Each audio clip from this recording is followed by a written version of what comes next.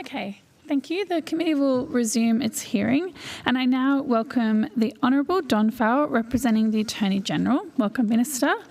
I also call officers from the Australian Federal Police. Minister, would you like to make an opening statement?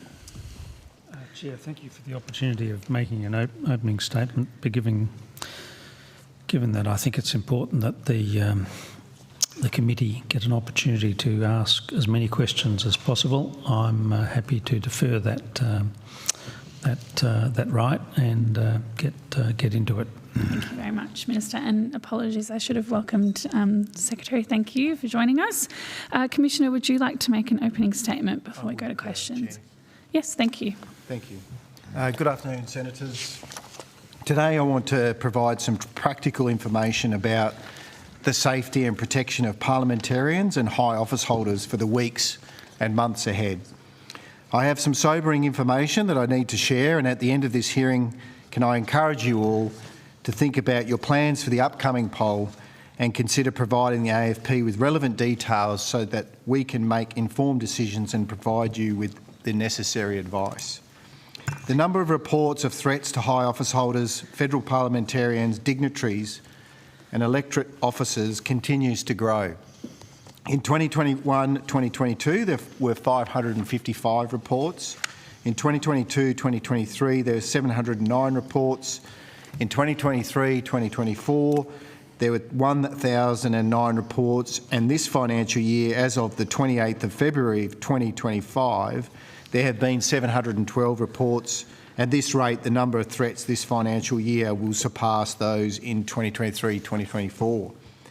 These numbers refer to the total number of threats and reports of harassment, nuisance and offensive communications reported to the AFP. It includes both direct and indirect threats relating to or reported by protected interests. The politicians who have been targeted are across the political spectrum, live throughout Australia and are of different backgrounds. A lot of these threats are directed at male politicians and high office holders. However, the nature of threats and comments directed at female parliamentarians and high office holders are particularly troubling. Australia's politicians and high office holders are being targeted because they have a public profile, because of the comments they have made in the media or their positions on policy. However, in some cases, it appears male offenders are targeting women because they are women or women with an ethnic background. The AFP will not tolerate this criminality and will take swift action. While not all reports of crime will reach a criminal threshold, and not all parliamentarians and high office holders will want us to lay formal charges, often they will ask us just to talk to the alleged offender. Noting that the AFP has a victim-centric approach, we will often be guided by their wishes and deploy the blue uniform to knocking on an offender's door. This can be enough to stop the harassment. And usually when we knock on their door, they are shocked to see us, one, because they probably thought we could not identify them, and two, because they say they never meant to cause offence. In the past 13 weeks, we have charged 6 men in 5 separate incidents for threatening parliamentarians and 1 man for allegedly threatening a political organisation. Their ages range from 29 years to 64 years. Whilst these are concerning statistics, our febrile environment in Australia is similar to many other democracies. COVID-19 has contributed to a growing distrust in traditional institutions and polarised community views. And anonymising platforms have emboldened people to make comments and threats from a distance.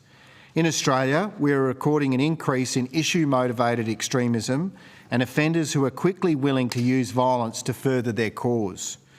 For those at the table today and more broadly across the Parliament, there is formal protective security advice in the Stay Secure booklet, this one here, and we also provide on planned official engagements which enables the AFP to assess whether a parliamentarian's activities may present an increased security risk, and this is a standard practice and will continue post-election.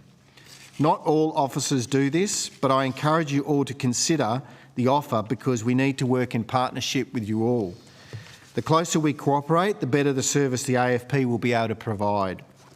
The AFP has developed election-specific protective security advice. This has been prepared in consultation with key Commonwealth agencies and offers practical advice to address key campaigning risks for parliamentarians.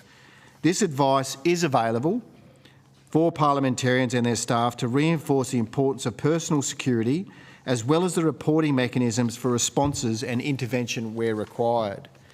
Right now, our security protection diplomatic liaison teams around the country are engaging with parliamentarians and their staff. The AFP has established Operation Australis 25, which is supported by Commonwealth agencies and state and territory law enforcement partners to enable a coordinated, rapid response for triaging, assessing and acting upon threats and reports of crime. An Incident Coordination Centre will operate 7 days a week and will manage all of the operations and information related to the federal election. I know some of this information will be confronting to parliamentarians, staff and families. However, we need to provide the right education, not just for victims, but to deter those who think it is acceptable to threaten politicians or high office holders. This goes to the heart of protecting our democracy and ensuring the cowards behind the correspondence do not silence the voices who serve and contribute to Australia. Thank you, and I wish you all a safe campaign, and we're now happy to take questions. Thank you, Commissioner. Before I hand the call to Senator Patterson, can I say thank you for the work that your officers do to keep parliamentarians and office holders safe. We're very appreciative of your of the work and your teams. Can I, if I on indulgence, just ask one question? From your language and your tone, you seem pretty concerned about this escalation. Your advice to parliamentarians explicitly is to refer rather than not refer. We would prefer you to refer. It may be that you don't want to lay charges, but it paints a picture for us because that individual or individuals might have committed this 4 or 5 times, and then there's certain independent things we can do, whether it be we just go and talk to that person or persons. So the more information we get, the better we're able to, provide the correct response. And one more question, sorry. Yes. And does that include communications, electronic communications, as well as especially electronic communications, because you'll get some vile threats, and I've read some of them. They're absolutely horrific, and we are pretty good at working out normally who has undertaken that and whether it's sitting in Australia or overseas, and that's why we work with our overseas partners as well if it is coming from overseas. Yeah, well, thank you, and thank you for that work that you do, but it sounds like the enormous amount of work that you'll undertake during the election itself.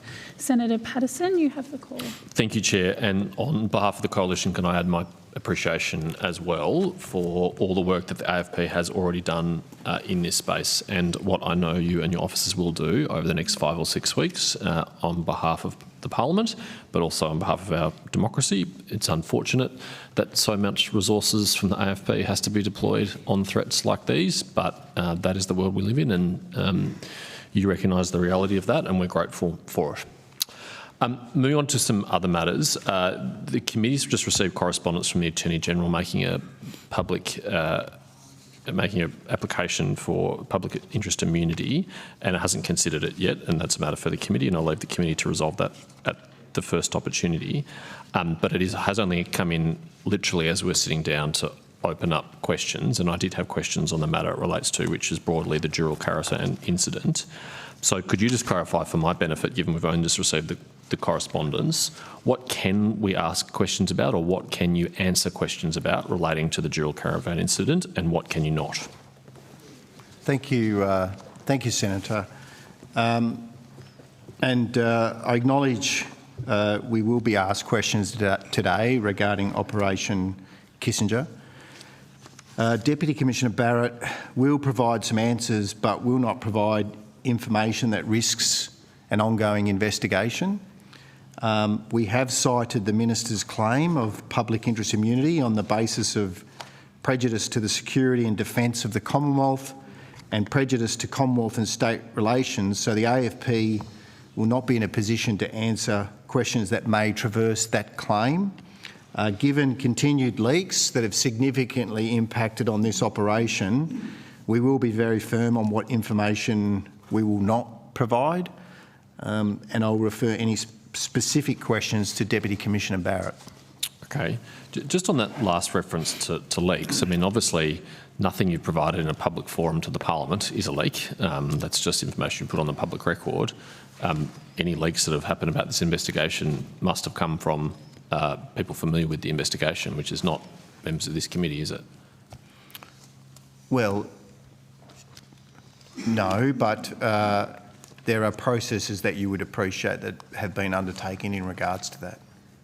I do appreciate that, and I do appreciate the damage that a leak can do, but answering a question from the Parliament about the conduct of the AFP is not a leak, and we have a task to do on behalf of taxpayers to ensure that the funds that you administer achieve the objectives that the government tasks you with, including keeping Australians safe, and this is a serious incident which Australians have interest in. So we do need to be able to ask questions, and I hope that in answering those questions you are guided by a principle of as much transparency as possible without jeopardising the investigation.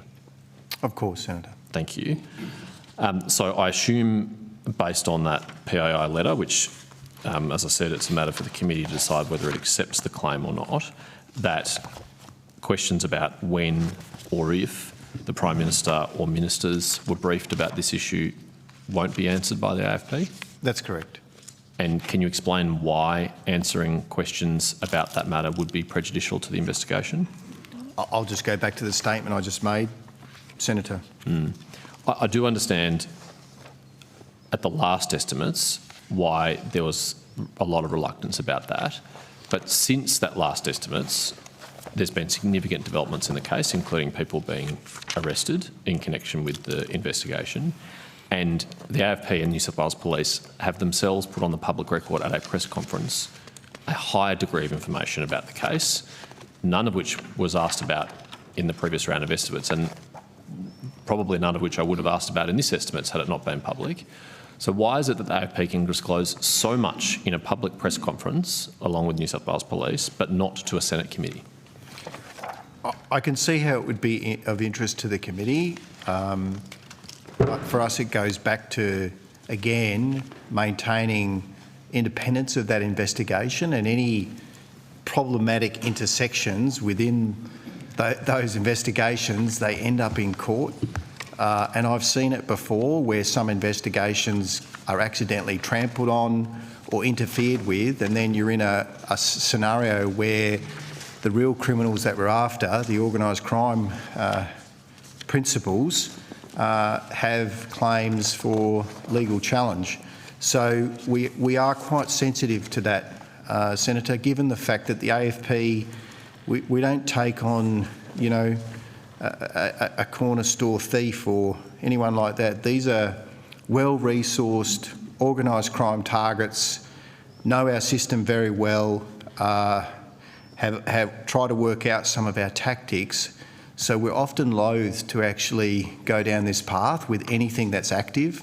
And for me to then disclose what is active, then that's intelligence that they will use against us in continually trying to outwit and outplay the AFP and law enforcement. I certainly appreciate the seriousness of this investigation and the work that the AFP does, but one of the things you just said in your answer I find difficult to reconcile, which is that information that's provided could be used as part of a legal defence or to thwart an investigation or charges. I mean, you would know that evidence provided to the Senate and committee is protected by parliamentary privilege. It is inadmissible in a court hearing. It cannot be used as part of a defence. I understand that. I think just reaffirming this is the Attorney General's claim. Yes, I do note that. All right, well, I'll persist the best as I can to ask these questions, and we'll see how far we go. What can you tell me about Mr Syed Akka, who's been publicly reported as the individual believed to be responsible for coordinating these attacks from offshore? Senator, Deputy Commissioner Chrissy Barrett, Deputy Commissioner National Security. Perhaps what might be helpful is if I can go through the information that we are prepared to say publicly. Yes, please. And see where we land at the end of that. To start with, in Sydney on the 19th of March, both myself and Assistant Commissioner Stephen Nutt met with the Executive Council of Australian Jury, including Peter Wertheim and Alex Rivkin. We provided them with more context about this crime, given it is weighing very heavily on their community. We spoke about further opportunities, including how we as law enforcement can work together to tackle anti-Semitism. We continue to speak to a number of other Jewish organisations and also the Government Special Envoy for Anti-Semitism, and I just want to thank them all for their support during this time. I do note, Senator Patterson, that you did just acknowledge, and also earlier today, that we went into quite a lot of detail about the incident when we held the media conference on the 10th of March this year. I can say that we really pushed the limits in our public statement about what we were prepared to say publicly during that conference. And the reason we pushed the limits so hard was because we knew how important it was to address multiple audiences, so particularly and including the Jewish community who have been living in fear. That was the first and the last time that the AFP has publicly provided any operational information in relation to the operation. So I don't intend to provide anything further today outside of what has already been said publicly. And that's because this, of course, is an ongoing investigation. There are some key pieces of information that I can reaffirm today that perhaps would be helpful. So I can reaffirm that within hours of the caravan being found, any perceived threat was mitigated and the investigation was referred to the New South Wales Joint Counter-Terrorism Team. I can confirm almost immediately that our experienced investigators believed that the caravan was a fabricated terrorism plot. This was because of information that we already had, how easily the caravan was found, how visible the explosives were, and also that there was no detonator that was located. So the caravan was never going to cause a mass casualty event.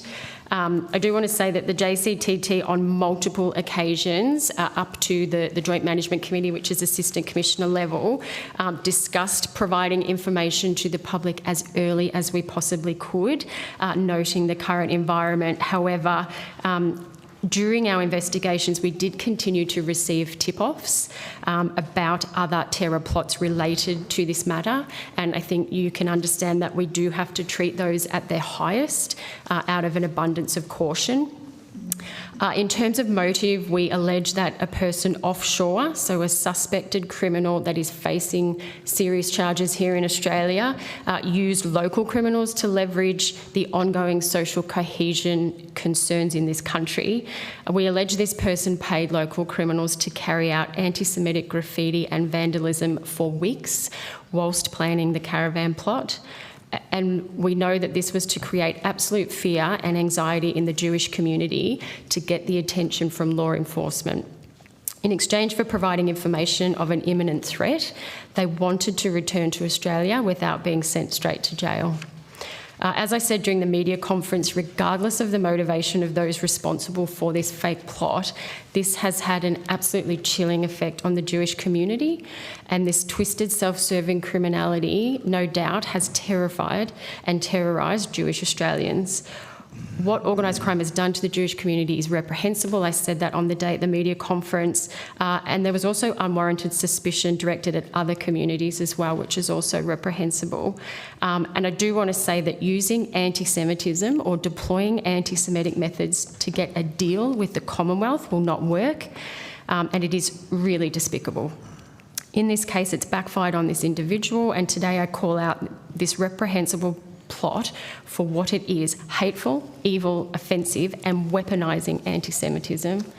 And I just want to finally say that this investigation was being progressed by the JCTT as a covert investigation until it was publicly disclosed by the Daily Tally on the 29th of January.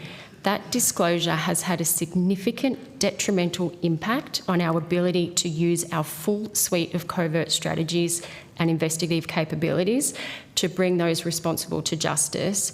With every media article that's continued to draw this investigation out in the public domain, our members have had to quickly pivot and adapt their investigative strategies.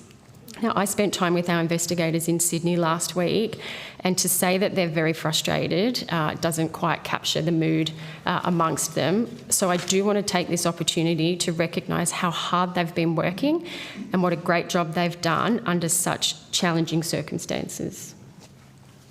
Thank you. I appreciate that frustration on behalf of the team working on this. It would be very frustrating to have it disrupted in the way that it was.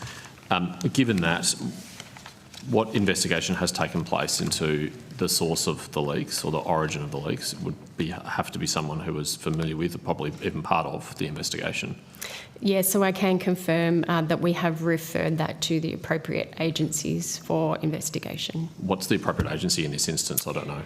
There are a number of available options, and that there has been a number of referrals. I won't confirm which agencies due to sort of restrictions around that, but I can also confirm that following the first leak, the Joint Management Committee agencies, so the 4 agencies of the JCTT, also agreed to refer the leak to their own professional standards integrity areas within their relevant agencies as well. Okay. I have some more questions about Mr. Acker, which I'll persist with, and we'll see how we go, see what you can answer. But in particular, I'm interested in the confidence that the AFP had that there was no element of anti-Semitic motivation in his conduct or alleged conduct. How did you form that view, and do you still stand by that assessment that there was no element of anti-Semitism in his motivation? So again, I'll take you back to the start of my statement that I'm only willing to make comments that I've already publicly made. I was asked a generic question in the media conference around that, so not specific to the name you're referring to. And what I would say is we had ongoing assessment of our target, our suspect, throughout the investigation and continuing, and that allows us to say with confidence what his motivation was. Because you would be aware there has been media reporting on the 15th of March in the Weekend Australian going through his social media accounts and finding what is characterised by the Australian as vile anti-Semitic slurs for years, including praise for Hitler, questioned the existence of the Holocaust, said Zionists were the root of terrorism, and claimed that 9/11 was an inside job to start a Muslim massacre process. Now, I'm not suggesting this person is not also an organised criminal and might not have also been motivated by a negotiation for reducing his criminal sentences, but given those public statements allegedly made by this person, how can you rule out an element of his motivation also being anti-Semitism? So I'll probably take you back to the language I used earlier to say that anti-Semitism was definitely used and deployed as part of the methods, and we know what we know is that that was taking advantage of the very febrile social cohesion environment in this country at the moment. So I guess if you were thinking that you're an organised crime criminal, and you want something really powerful to leverage with law enforcement in order to get what is a pretty significant ask in terms of what he was asking for, using the current environment and the anti-Semitism issues in this country gave him the biggest, or it's the quickest way at the moment to get law enforcement and political attention. I can't go into the details of how and why any further than I already have, other than to say, as I said, we were assessing very closely his motives. I can't tell you how we were doing that, but with confidence can say that that was the motivation. Yeah, and I certainly understand the logic of the AFP's view that this is primarily about negotiating a lighter sentence. You would have good reason to make an assessment like that. I don't question it. But my impression when I heard you and the New South Wales Police at that press conference, when you said this wasn't prejudice motivated, it wasn't about anti-Semitism, it was weaponisation or opportunistic taking advantage of anti-Semitism, that the people or person involved were not anti-Semites and had not expressed extensive anti-Semitism on the public record. But it seems to me this person has, and so I'm interested in how you can have such a high level of confidence that, as well as being an organised criminal seeking to negotiate a lighter sentence, he wasn't also an anti-Semite, completely indifferent to the damage that or maybe even willful about the damage he was doing to the Jewish community. Yeah, so again, I take you back to the language I've already used. We did say at the media conference that this was using anti-Semitism to elicit a desired response from law enforcement. But I take you back to we're confident in terms of what his motive was. Yes, as I've already agreed, it's taking advantage of and using anti-Semitism, but we are confident of the motive, and I can't go into why we are as confident as we are, but we are. I understand that. Okay. So this incident, this caravan was discovered on the 19th of January. Commissioner, 2 days later on the 21st, you issued your public statement, which didn't mention the caravan, but did talk about whether paid actors were carrying out anti-Semitic attacks using funding from overseas, and you speculated about possible foreign actors. Was that statement a reference to this investigation? Are you talking about my Senator? Your 21 January statement. January, on anti-Semitism? I think there was a statement on the 21st, a public statement about foreign actors being potentially behind some of these attacks. Yeah, I mean, I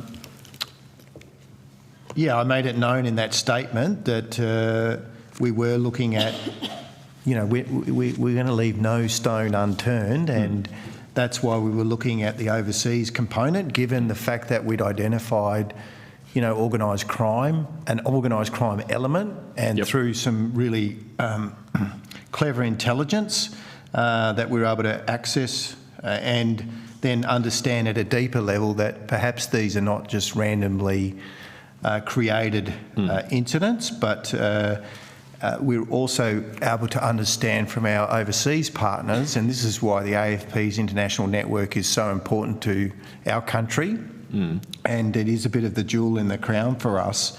We were able to go offshore to some of our partners who were able to give us some intelligence dating back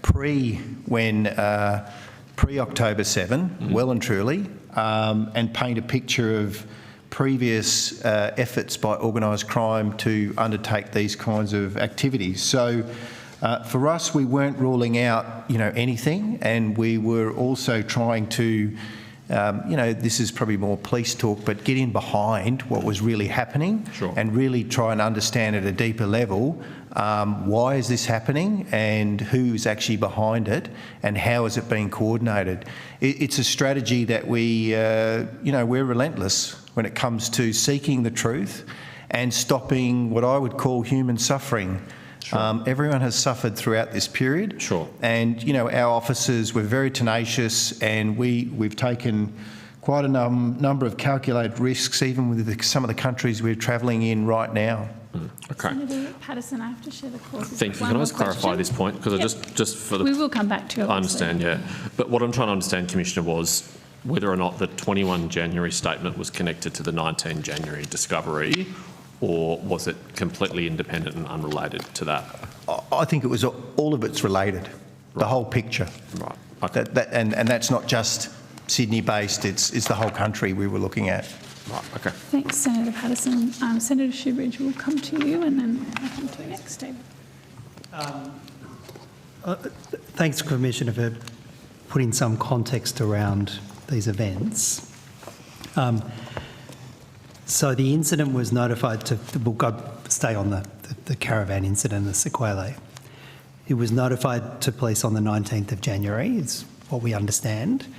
And then it was some 10 days later when there was the disclosure in the Daily Telegraph on the 29th of January. Is that the first of the leaks that you referenced?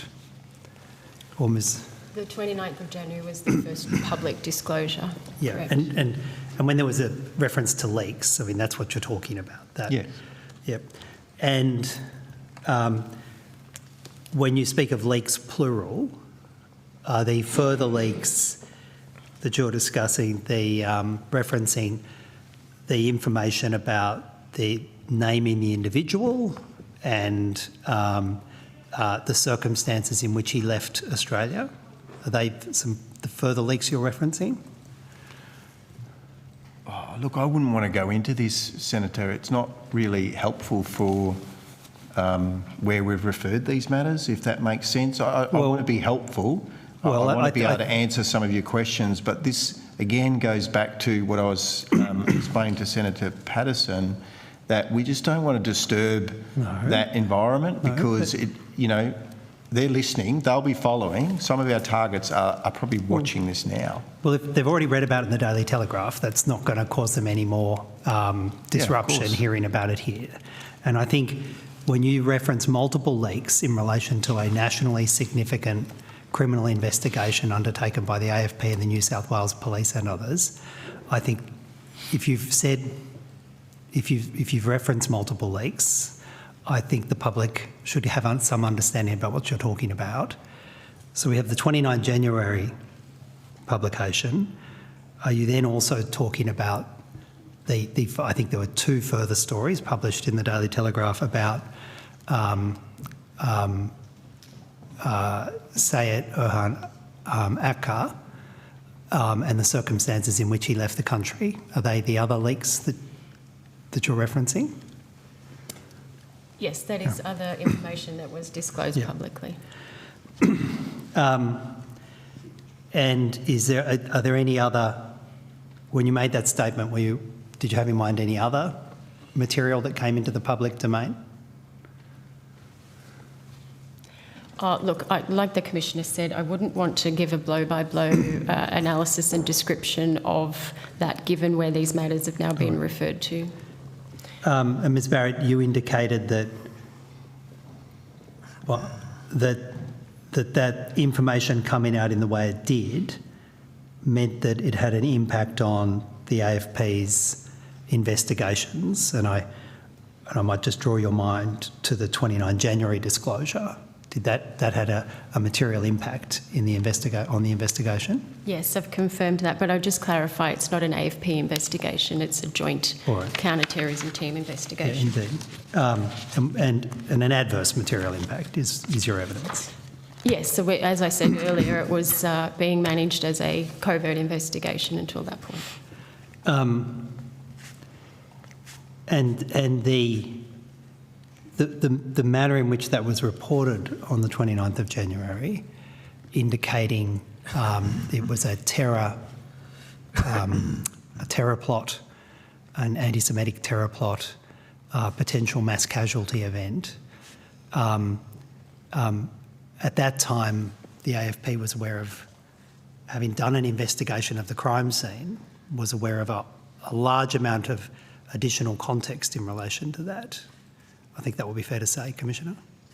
Again, I'll just clarify, the joint counter-terrorism team was, so 4 agencies including... I'm not asking you to answer on behalf of them, you're here to answer on behalf of the AFP, but as the AFP, you're aware of a large amount of additional material that put a quite significantly altered context on those set of circumstances. Correct. Yep. And you've now provided significant further information, I think on the 10th of March, that identifies, I think some of the wording was used, it was a fabricated plot, and you've set out the circumstances in your 10th of March disclosure about the events. Is that right? Yes, that's on the public record.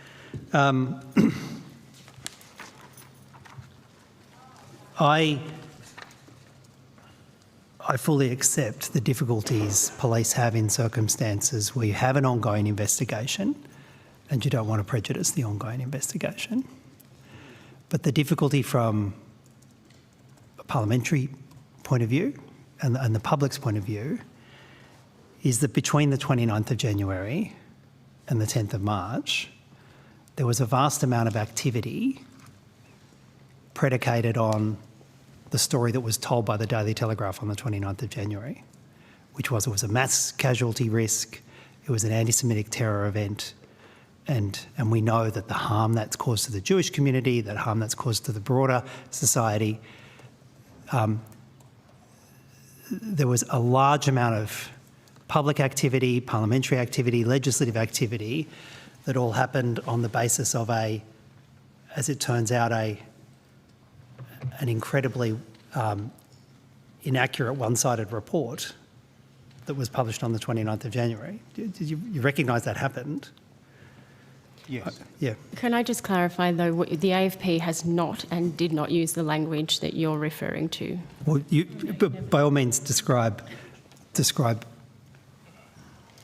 however you want to describe the nature of the incident, a fabricated plot. I'm talking about the mass casualty. We've never described it as a mass casualty event. Well, absolutely. That was the description in the Daily Telegraph report of the 29th of January. Yep. You've never adopted that wording. And indeed, the New South Wales Police did not adopt that wording. Well, if the New South Wales Police adopted that wording, please correct me. But you see, that was the reporting from the Daily Telegraph. And then the following day, we had the Prime Minister describe the incident, and I've got the transcript here from his interview with KISS FM. He says, this is a horrific incident. Quite clearly, this is aimed at terror, aimed at causing harm, but also aimed at spreading fear in the community. You must have been in a very difficult situation then, because you had a bunch of information about it that suggested actually, well, it wasn't aimed at terror. It definitely was aimed at spreading fear in the community and anxiety in the community as one of its subplots. But it wasn't aimed at terror on the information you had to hand. How did you go about assessing what to disclose in those circumstances? And I'll come into what then followed in the weeks that followed. My colleagues might correct me, Senator, but because it's a joint counter-terrorism team, there are agreed protocols, and there's a thing called, there's heaps of acronyms that we use in policing all the time. There's a JMC process, which is agreed national protocol, where it's called a Joint Management Committee.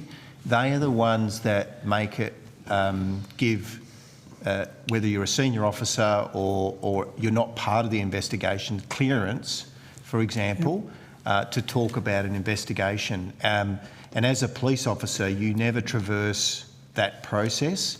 And so what the Joint Counter-Terrorism team were doing was working diligently through that process, given the fact that there was so much information, that was out there, and also understanding, how do you go down all those avenues of inquiry as quickly as you can to establish what's really happened and what's really going on. So we did not want to disturb that investigation. I get that, but you see, you've got the Prime Minister saying, and I'm not saying he said it with any malicious intent, I'm assuming that it was said in good faith.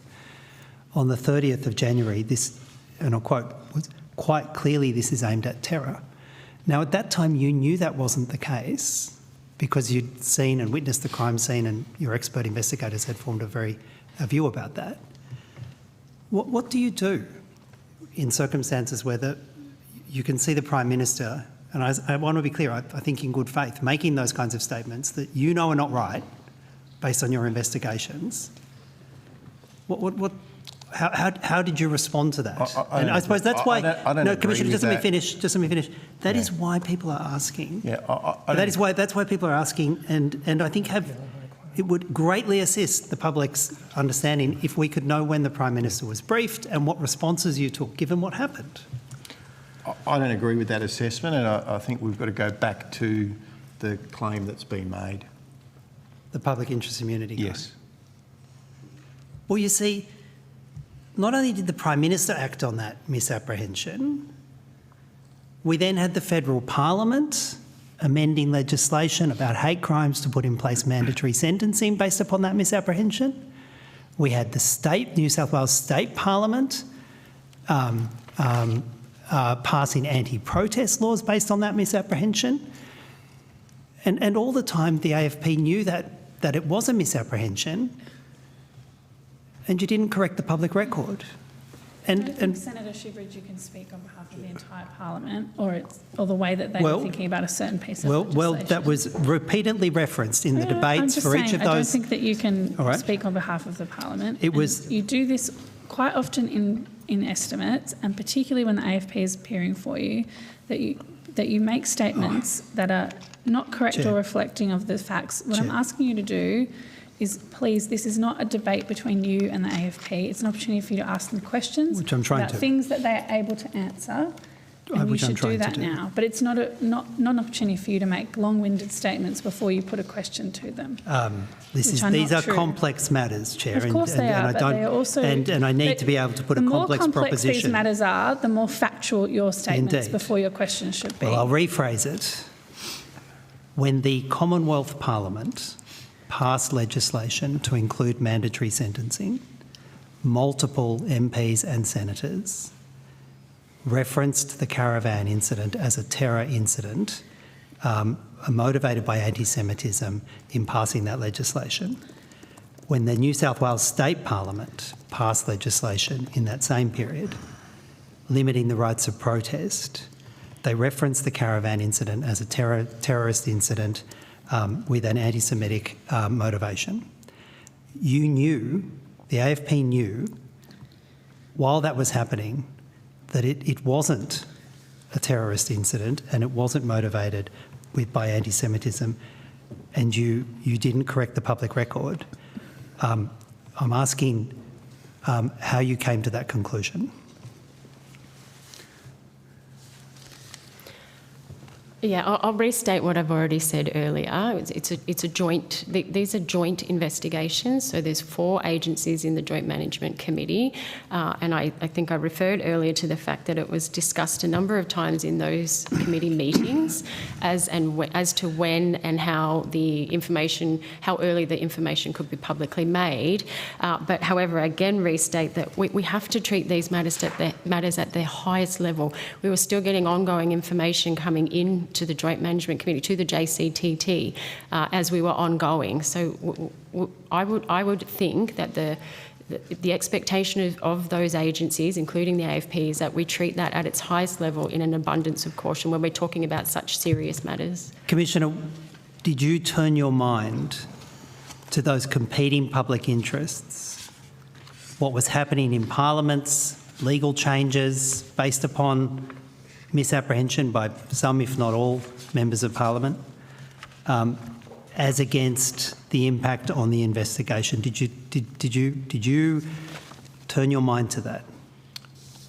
Of course, but I would say this to you, Senator, that you've got to remember that if any police officer who had access to that information was to then step out of bounds from the Joint Management Committee, and that includes a commissioner. It doesn't matter what rank you are, and you need to understand this, Senator, because this is why we do what we do, is that process, if you run the risk of attempting to pervert the course of justice if you step out of line, and that includes making certain public statements. So what I would say to you is you have to respect that process. It's tried and tested in this country for 25 years, and it works. And so for me, it was about respecting those investigators that have access to more information than myself, and understanding that they were doing their job and they did not want to be hindered or told that, oh, you need to go and make a public statement. That was not part of any kind of strategy. And if it was, they would be saying, Commissioner, we need to go public, or commissioners it would be, because it was a joint job.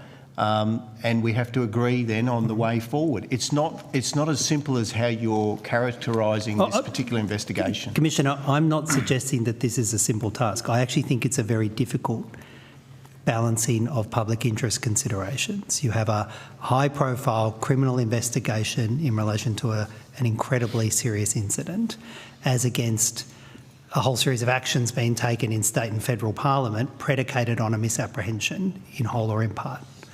I'm not suggesting that it's simple. I'm asking whether you undertook that consideration. I think all of us did. It weighed heavy on all of us. If you ask, have we slept much lately? No. The answer is simple. Most of the deputies' team have been working 7 days a week on this particular job. Our front end is pretty worn out at the moment on this particular job and others. So it's a really complex environment that we're operating in. Can I then come back to the question that I think would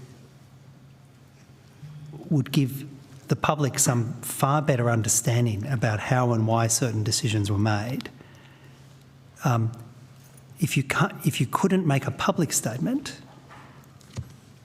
what everybody's then asking, and I think have a very reasonable basis to ask it, is did you give a confidential briefing to the Attorney-General and the Prime Minister so that they, two of the most senior players in the space, knew what was happening and could direct government and executive government and take their legislative roles forward, knowing the proper context? That's why people keep asking. Yeah.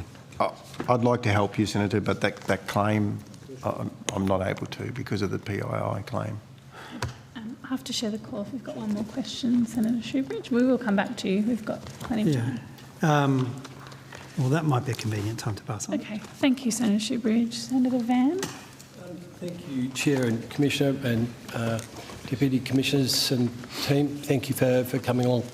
As always, it's appreciated and we appreciate the work you do, and your opening comments were, I think, resonated with all of us, so much appreciated. Commissioner, can I just start with asking you about governance structures within the AFP? Mm-hmm. Sure. Could you describe what you view as the governance structures around that hold the AFP accountable? Well, by virtue of the AFP Act, governs our constitution and what we're set out to do, and then the processes and procedures we have with making arrests and a whole range of things that, I think our legislation is about 10 stacks high. That's really part of our governance framework. Of course, our democracy is the other part, and being answerable to this Senate and accountable to the public. There's probably, I could talk all day about that, but we do have the Chief Operating Officer here who might want to talk about the governance structures of police and in particular the AFP. Thank you, Senator. Chief Operating Officer Catherine Van Gerb. Can I just clarify your question? Are you talking about our committee structures, our board structures internally, our commissioners' orders, our national guidelines? What part of governance? Because we have a myriad. I guess I'm looking at it. All companies have a board of directors, and the executive management and operation of the company is held accountable to that governance structure. Yep. So our peak internal governance board is our Strategy and Performance Board. That's chaired by our Commissioner. Membership comprises myself and the Deputy Commissioners and a number of advisors at the National Manager Band 2 level on that committee as well. We have an independent Audit and Risk Committee with 3 members that are independent of the AFP. The senior executive attend as advisors on that committee, so that oversights all our audit and risk governance and decisions and monitoring of our recommendations in that space. Underneath our Strategy and Performance Board, we have a range of specific boards. So we have our Enterprise Operations Board that I chair. That's where we focus on budget, resourcing and whatnot, the ICT corporate side. And then we have our operational. Go through all of them, but I do there's a lot of governance we have. The one that you referred to, I think it was Strategy and Performance Board. Performance Board. Does that publish reports? No, we don't publish reports. It's an internal board that considers confidential classified documents. We do, in our annual report, detail the membership of that board and the types of matters that board oversees. But no, we don't publish minutes of those meetings because they're classified. Are they reported to the department, to the secretary, or to the minister, the Attorney General? No, minutes of those meetings are not provided to those. But again, through our annual report, we obviously outline the membership of those committees and the nature of matters that committee oversights. So there's no external review of governance and accountability and risk management? No, as I highlighted before, other than our this, Audit and Risk Committee is made up entirely of external members. We don't have any internal members on that. We sit on there as advisors only, and that's where we oversight all our audit and risk components of the AFP, or the highest risk matters, our enterprise risks, and that's entirely independent. I think also, Senator, we have like lots of other agencies that inspect our records. The Ombudsman has wide-reaching powers. There's an Inspector General on Intelligence has wide-reaching powers into the AFP. We have the Human Rights Commission embedded into the AFP around our culture and our recruiting methods and other things. You've got external bodies that we have to report to. So there's a lot of scrutiny and accountability within that framework. And I appreciate that, and that's wonderful. It's more trying to test where there is any public accountability other Senator, than through this. Just to perhaps remind you or help you out, we do have, we're actually one of the most oversight agencies in the Commonwealth, because we have both the law enforcement and the intelligence component. So just in terms of parliamentary committees, we're oversighted by the PGCLE as well as the PJCIS. Regularly attend those committees for various different briefings. As the Commissioner highlighted, we've also got the Ombudsman and various other mechanisms, as well as the court, because of the criminal nature of the business that we're in. So I'd say we're one of the most oversighted externally agencies there are. Thank you, Ms. Senator Estimates. Commissioner, I'm not sure where to direct these questions, so I'll direct them to you in the first instance. I'm trying to get an understanding, if there's so much risk management going on, trying to get a sense of your risk management, particularly around where, and you raised it in your opening statement, I believe, you talked about direct and indirect threats. You said there were direct and indirect threats to parliamentarians and high office holders. Can you define or give us some information about how does the AFP, what is your view of a threat? Sorry, what was that last bit? What is, I should lean forward more or pull my chair in. How does the AFP define a threat? It depends what you're talking about. If you're talking about internal threat, external threats, two different things: domestic threats, international threats, country of origin threats, crime type threats like cybercrime.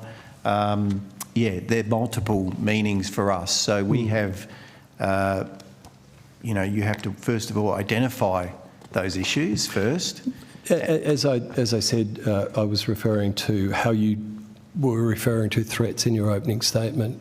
So I assume that's criminal to parliamentarians? Threat? Well, we collect intelligence and we gather that information and then work out, is this threat credible? And we work out whether or not what actions or no actions are appropriate for that particular threat. And for those sorts of instances, are you able to, a question on notice, provide some definitions or something that we could work with to understand how you look at threats?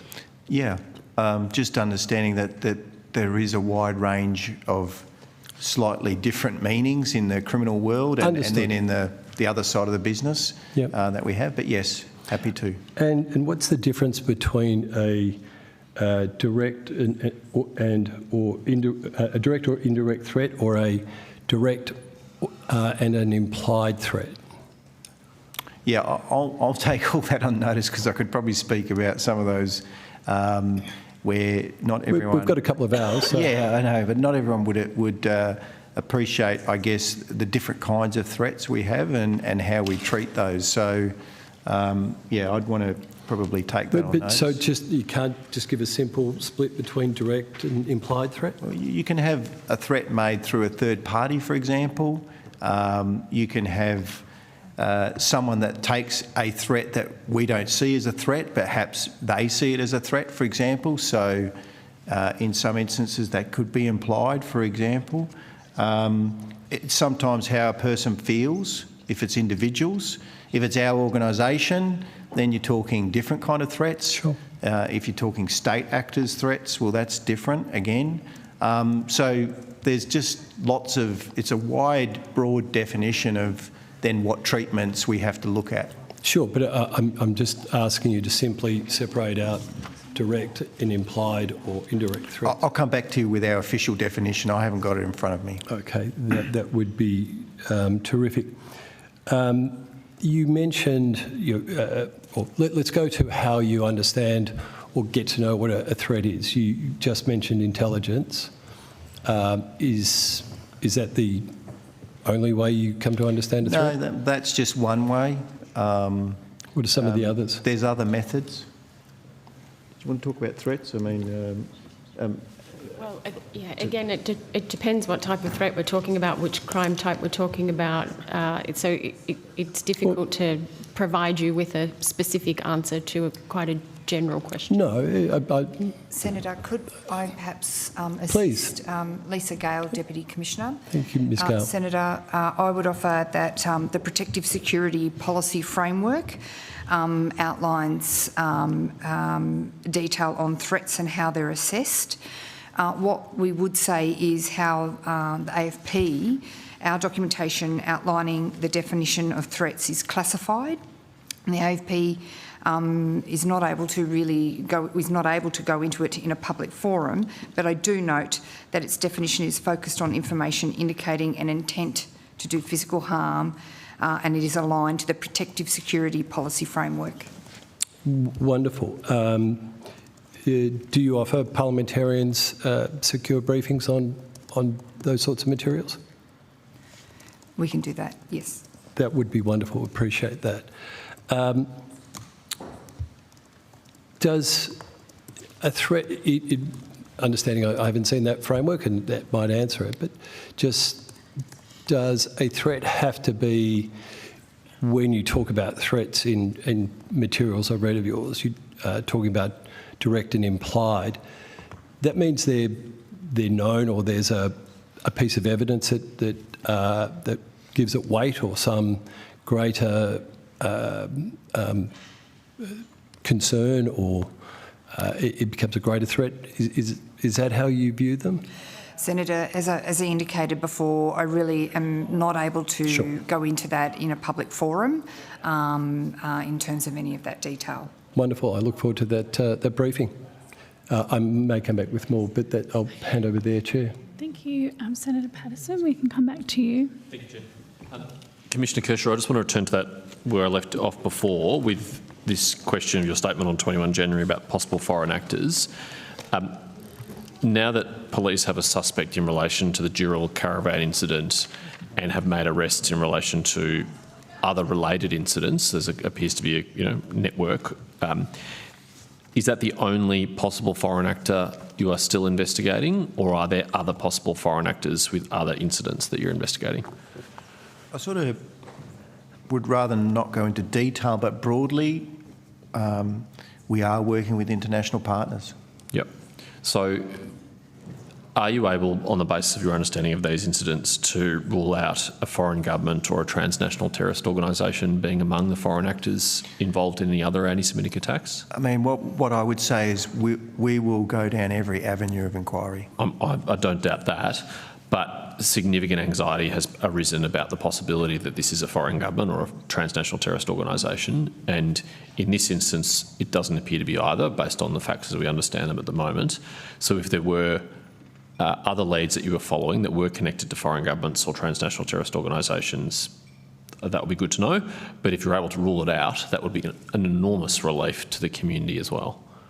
I think we have to be really careful because of the claim. I think I'm going to be, I don't want to traverse the PII claim. Yeah, I'm not interested in asking you to do that. I'm trying to help out, but I just don't want to go down that way. Right. So, unfortunately, that means for the community, particularly the Jewish community, but not only the Jewish community, that this remains kind of hanging in the air, this possibility, and can't be dismissed. Well, I think we've been engaging with the community about reassurance and the fact that we've got this. That's a really strong message. And I don't know if you wanted to add to that, Deputy. Yeah, look, and I might pass to Assistant Commissioner Stephen that he's been having extensive and ongoing engagement across the Jewish community and has been providing them with a fair amount of detail in relation to some of our investigations. Senator, yes, Stephen Nutt, the Assistant Commissioner for Counter-Terrorism and Special Investigations. As Deputy Commissioner has already mentioned, we've had a very deliberate engagement with the Jewish community and other communities who have been impacted as a result of the scale of anti-Semitism that we have seen in Australia, and also in relation to recent events.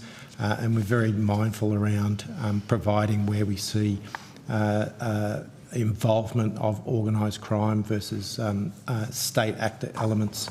Our observations, as we've described thus far, is that it's around organised crime elements. And that's as far as I'll go. Great. So, I mean, I'm interpreting from that you're not currently investigating state actors. In terms of what we're talking about in the anti-Semitic aspects, we are not concerned about the involvement in state actors based on what we've seen. But as the Commissioner rightly mentioned, is that it's always an open question. Sure. And we'll continue to do our due diligence on Sure, and I promise you, if some new lead emerges or some new facts emerge that does subsequently say that there was a foreign actor, I won't hold you to account for not knowing that in advance. I'm just asking on your current state of knowledge, given the anxiety, and I recognise the engagement that you've been doing in the community, and I've heard about it, and I know it is appreciated, particularly at that communal organisational level, but this is a much broader community who are watching this very anxiously and closely. So that's comforting. Can you say the same about international terror organisations? I can say the same about international terrorist organisation based on our current understanding. That's very welcome, and as I said, I won't hold you to that if the facts change or new evidence emerges. That would be not reasonable. I want to move now to some other matters in relation to the CFMEU investigation. I note that some questions on notice came back just before you were due to appear, and I haven't had the opportunity to study them in detail. So if I traverse ground that's been addressed by the Quans, forgive me in advance. I doubt it was the AFP, but for the Minister's Office's reference in future, the earlier we get them, the less time we'll waste in repeating those questions. I'm particularly interested in Operation Rye. What can you tell me about the size of the Operation Rye team? Thank you, Senator. Deputy Commissioner Ian McCartney, Deputy Commissioner of Crime. Rye has been established since the 18th of July 2024 on the back of concerns and information that's been provided to the AFP in relation to the CFMEU.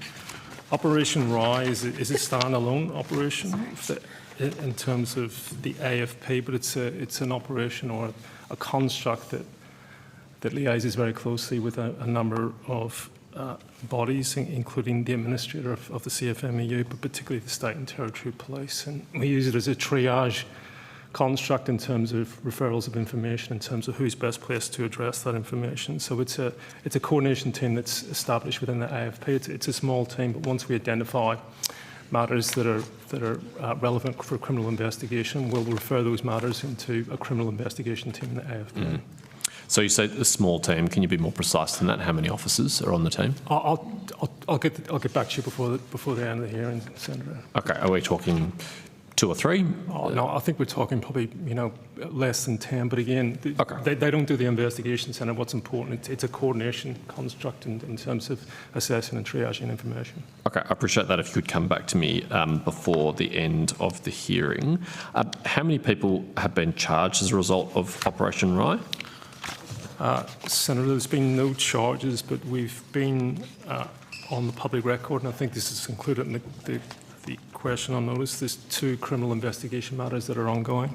Can you tell us about those 2 matters? In general terms, noting, of course, that there are ongoing investigations, but both relate to payment of corrupt payments to CFMEU officers. Mm. So this is I know you don't use the word raid, I'm not sure what the official terminology is, but in common parlance, it was a raid in Melbourne in relation to a residential address and an accounting firm, I believe. I think our common parlance is search warrant, Senator. Okay, very good. I'll try and stick to that. So you've executed search warrants in relation to a Melbourne residence and I think a Melbourne business address, is it? Correct. And that is in relation to receipt of potentially corrupt funds? That's in relation to one of the investigations. Yep. How many people of interest are there in that investigation? Oh, listen, it's an ongoing investigation, Senator. There's a range of individuals, but I've got to be careful in terms of what I say in terms of ventilating these issues. So I'll just say it's a range of individuals. Sure.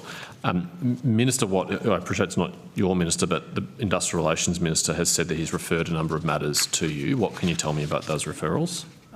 There's no, in terms of we've received correspondence from Senator Watt. This raised general concerns in relation to some of the media reporting. There's no specific matters that have been referred, and we've acknowledged that there are ongoing matters under the construct of Operation Rye to criminal investigations. Right. I had understood that referrals are made. I think that's the exact language the minister used. He's referred matters to the AFP. He's referred information that's been publicly reported. Right. Some of that information is already under criminal investigations. Right. So the minister wrote you a letter saying 60 Minutes and The Age have aired these allegations. I'm concerned about them, or words to that effect? In general terms, Senator. Right. Are you able to provide that correspondence? I'll take that on notice. Thank you. So to be clear, no referral of any evidence that was not already in the public domain has occurred by the government. I'll come back to you before the end of the hearing, Senator. Okay, thank you. I'll be grateful for that. You said before that some of the matters that were aired in the media were already subject to investigation. You're already investigating those matters. Correct. Was there fresh material in the reporting that you were not already aware of? Some. Yeah. Some of the most kind of distressing to watch for viewers was the violence against women that was depicted on the work site. Does that fall within the AFP's jurisdiction, or is that a Victoria Police matter? Yeah, I think as I've said, it goes back to the construct of Operation Rye, where matters that have attracted state offences in terms of the jurisdiction, those matters would be triaged and referred to the state police. So has that happened in this instance, to your knowledge? I'll take that one on notice, Senator. It's a matter of completeness. Are there any other instances like that that have been brought to the AFP's attention by any other means? Sorry, can you repeat the question, Senator? Are there any other instances like those ones that we saw aired on 60 Minutes where an alleged member of an outlaw motorcycle gang assaulted, allegedly, someone on a building site? Are there any other matters like that that have been brought to the AFP's attention? Are you aware of other incidents or allegations like that? There's some other allegations, Senator. That are of similar nature? Yes. Right. So these acts of violence on building sites, including towards women, is something that's widespread, commonplace? Listen, I'd have to take that on notice as a matter of completeness, but there has been some other matters, Senator. Okay. I'd agree. What other areas of inquiry are Operation Rye investigating other than those potential corrupt payments? Sorry, Senator, just... What other areas, what other avenues of inquiry are there for Operation Rye other than the ones you've already told me about, the corrupt payments issue? Well, it's in terms of Operation Rye, as I noted, it's in terms of the construct, it's a triage centre where we receive information, but we also engage with state and territory partners. We engage with the minister. There's regular contact with the administrator in relation to the CFMEU, where we engage with the administrator in terms of support we may provide. And again, I think it's important in terms of the relatively small numbers within Operation Rye. Once those investigations are taken on, we can refer them to criminal investigations teams. And again, once those investigations are taken on, we can apply the capability that the AFP has in supporting those investigations. Can you say how many referrals Operation Rye has made to the criminal investigation? I'll take that one on notice, Senator. Okay. And can you say how many referrals the administrator has made to Operation Rye? There's been a range of information provided. Is referral not the right terminology? Well, I think what I can say, there's been 27 disclosures of matters that have been referred, but in terms of distilling them in terms of whether they've come from the state police or whether they've come from the administrator, I'll take that on notice. Right. So they're distinct matters, those 27? Correct. Right. Can you say if that relates to 27 different individuals? I'd have to take that on notice, Senator. Okay. All right. I do have other questions, Chair, but if you do need to rotate the call, I would understand. I do. Thank you, Senator Patterson. Senator Shoebridge, we'll come back to you, and then Senator Roberts, you're all right on the list next. And I think Senator Polley has questions, as she always does. Thanks very much, Chair. Commissioner, you may or may not be in a position to answer this, but one of the concerns that's been raised in relation to the Caravan incident is the circumstances in which it's alleged Mr Atka, AKCA for the record, left the country in breach of bail conditions. And it's been suggested that the AFP was notified of his non-attendance in accordance with bail conditions. Can you shed any light on if the AFP was notified and what, if any, acts were taken? Yeah, I think Senator, I can take that question. I can provide some information on the record which may assist the question you've asked in terms of general terms. So between 2018 and 2021, June of that year, the AFP conducted Operation Ironside, which I think you're well aware of, and so is this committee. There was a number of significant arrests that occurred on resolution of that operation, and there were a number of subsequent follow-up investigations analysing the anon messages, the data we'd obtained during that operation. In one of those subsequent follow-up investigations, a sitting person was charged by a court attendance notice and charged with a money laundering offence in February of 2022. At the first court hearing in March of 2022, DPP, the Commonwealth Director of Public Prosecutions, was granted strict bail conditions in relation to that individual. On the 6th of September 2022, after further analysis of anon messages in consultation with the Commonwealth Director of Public Prosecutions, a further charge was led. And Senator, this was a conspiracy to import a border control drug charge. On the 11th of September 2023, DPP, the Commonwealth Director of Public Prosecutions, applied for and was granted an interim warrant to compel the person to appear for the next scheduled hearing on the 28th of September because they'd stopped reporting on bail. On the 28th of September 2023, he failed to appear in New South Wales District Court and was listed as a listed matter, and an arrest warrant was issued by the court. This remains a priority investigation, a TSOC investigation in relation to apprehending him and bringing him back to justice, Senator. When was the AFP, if they were notified, when were they notified about the failure to attend and the issuing of the bench warrant? Sorry, when were they? Notified about the failure to attend. I think it was a failure to attend on the 28th of September 2023. When was the AFP notified about that? And if you were, what actions were taken? There was a failure to attend in relation to those strict bail conditions for the individual. He failed to attend in terms of those strict bail conditions and attending a police station, and we were later notified. You were later notified? I mean, you have somebody who would appear on the face of the charges, international organised crime links. Obviously, one of the concerns is there a flight risk at that point. Were actions taken by the AFP to address that flight risk? Actions were taken, Senator. Can you identify what they were? Well, I think, as I've noted, it's an ongoing investigation, Senator, in terms of potentially prejudicing this matter before it gets to court. I'm not going to ventilate those issues. All right. Can you identify when you were... I assume you would have been notified by New South Wales Police, who were responsible for the prosecution, is that right? They're responsible for his reporting on bail to New South Wales Police All right. Station. Can you identify when the AFP was notified by New South Wales Police about the failure to attend? Again, I'm not going to ventilate those issues before this committee, Senator. There has been reporting that this individual likely left the country by boat without exiting a formal entry or exit point from Australia through Northern Australia. Can you shed any light on that? To assist you and assist the committee, I can state in general terms that occurred, Senator. I'm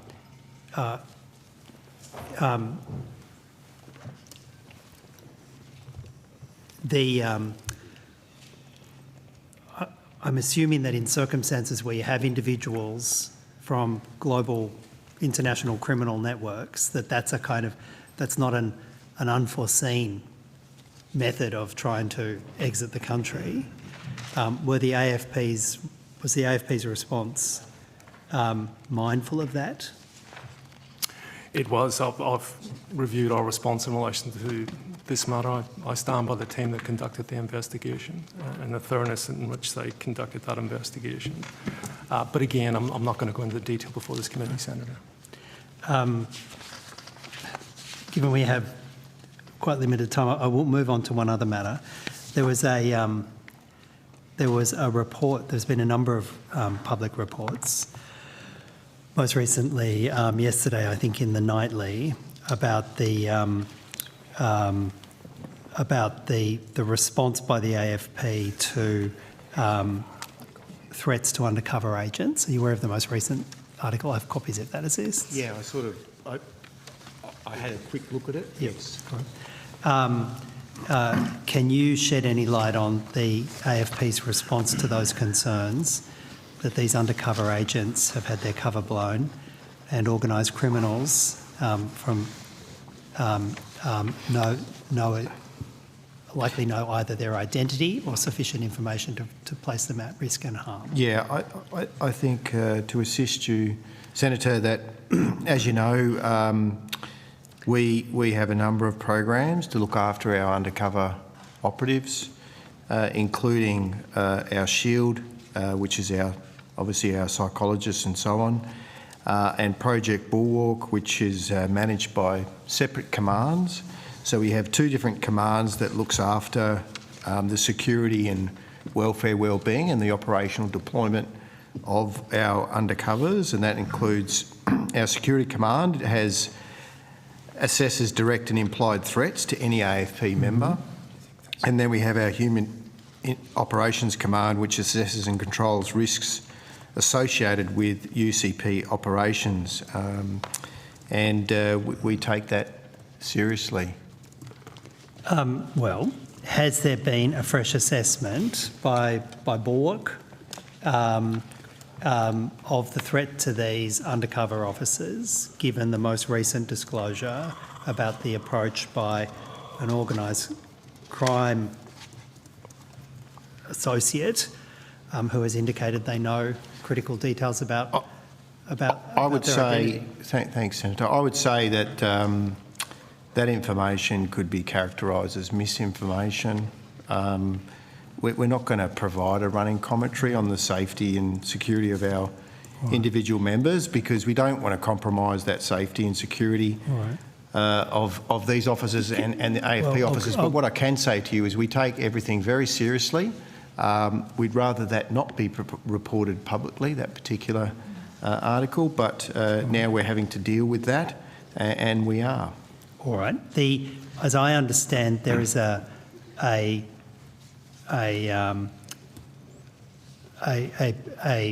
professional standards investigation in relation to the Bulwark assessment of these undercover operatives that has now been going for some 940 or more days. Has that investigation been given the resources that they have requested to complete that investigation? Yes, Senator, these are complex matters. Have they requested additional resources to you to complete the investigation, and if so, have you provided them? I think it's an ongoing matter, given the fact that there's been a vast amount of information that we're having to go through. Not everyone necessarily agrees with some outcomes.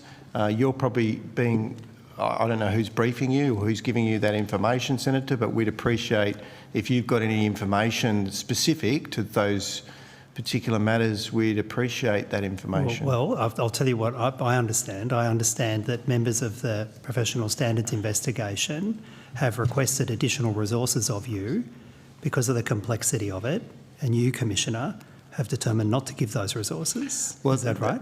That's not true. And there's matters clarify for the record? There's matters that you're only getting one side of the story. Well, please fill it all in. I mean, I'd like to try and help you as much as I can, but there are other matters that are afoot, and these are legal matters. and we have to be very cognizant of those particular matters. So it's not the fact that there's no activity, there is, and that will be communicated at the appropriate time. Well, I've asked you quite clearly, have you provided the resources requested from professional standards to complete this investigation? And I'd like an answer. The resources are there. Have you provided the resources requested? The resources are there, Senator. This is not an easy matter given the legal complexities that we're dealing with. Have you provided the resources requested? Chair, Senator Shoebridge has just asked the same question. Because the Commissioner's not answering it. I'm answering the question. I've answered the question, Senator. On how many occasions have resources been requested and you haven't provided them? I don't even know what that means. Well, on how many occasions has the professional standards team undertaking the investigation requested additional resources? If you're happy to get a member of our professional standards team here to explain that to me, resources of you request, and you haven't provided them. Senator, has that occurred? I would say that you're incorrect. Your information is incorrect. Okay. If they need more resources, they go to the relevant command, Assistant Commissioner, and then the Deputy Commissioner to ask for those resources. Well, who is the Assistant Commissioner? Who's the Deputy Commissioner? I am the Deputy Have they requested additional resources of you, Deputy Commissioner? Senator, the Commissioner's answered the question. He answered that they've got the resources they need. And I just say this helps nobody by airing these issues in public for multiple reasons. Well, Commissioner said that if I have to get an answer, I should ask the Deputy Commissioner responsible about whether additional resources have been requested. You're the Deputy Commissioner responsible. Have additional resources been requested, and if so, have they been provided? I'll restate the Commissioner's answer that they have the resources that they require and that this is a very complex ongoing investigation. Just 2 more minutes, Senator Shoebridge. Right.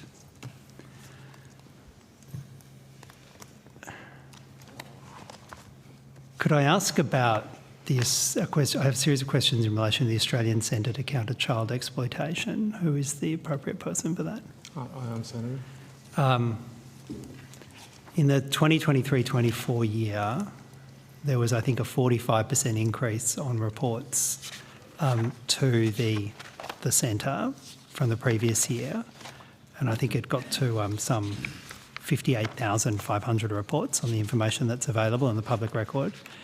Do you have any information about the level of reporting in this financial year? It's gone up, Senator.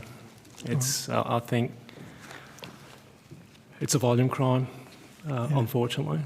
Which creates, significant issues in terms of the amount of data that is coming in, the amount of data that we have to analyse. But again, it goes to the issue of prioritisation. We have strict prioritisation models in the AFP, very much focused on harm and threat to children. So a lot of work has been done in relation in that space in terms of data analytical tools to analyse that data. But unfortunately, this seems to be a growing crime. So I've got a limited time, but a number of issues that I'd like to explore. One is, can you provide any data about what's happening up to this year other than I note you say it's a significant increase, and also what is going to be the structural response to it? Is it an investment in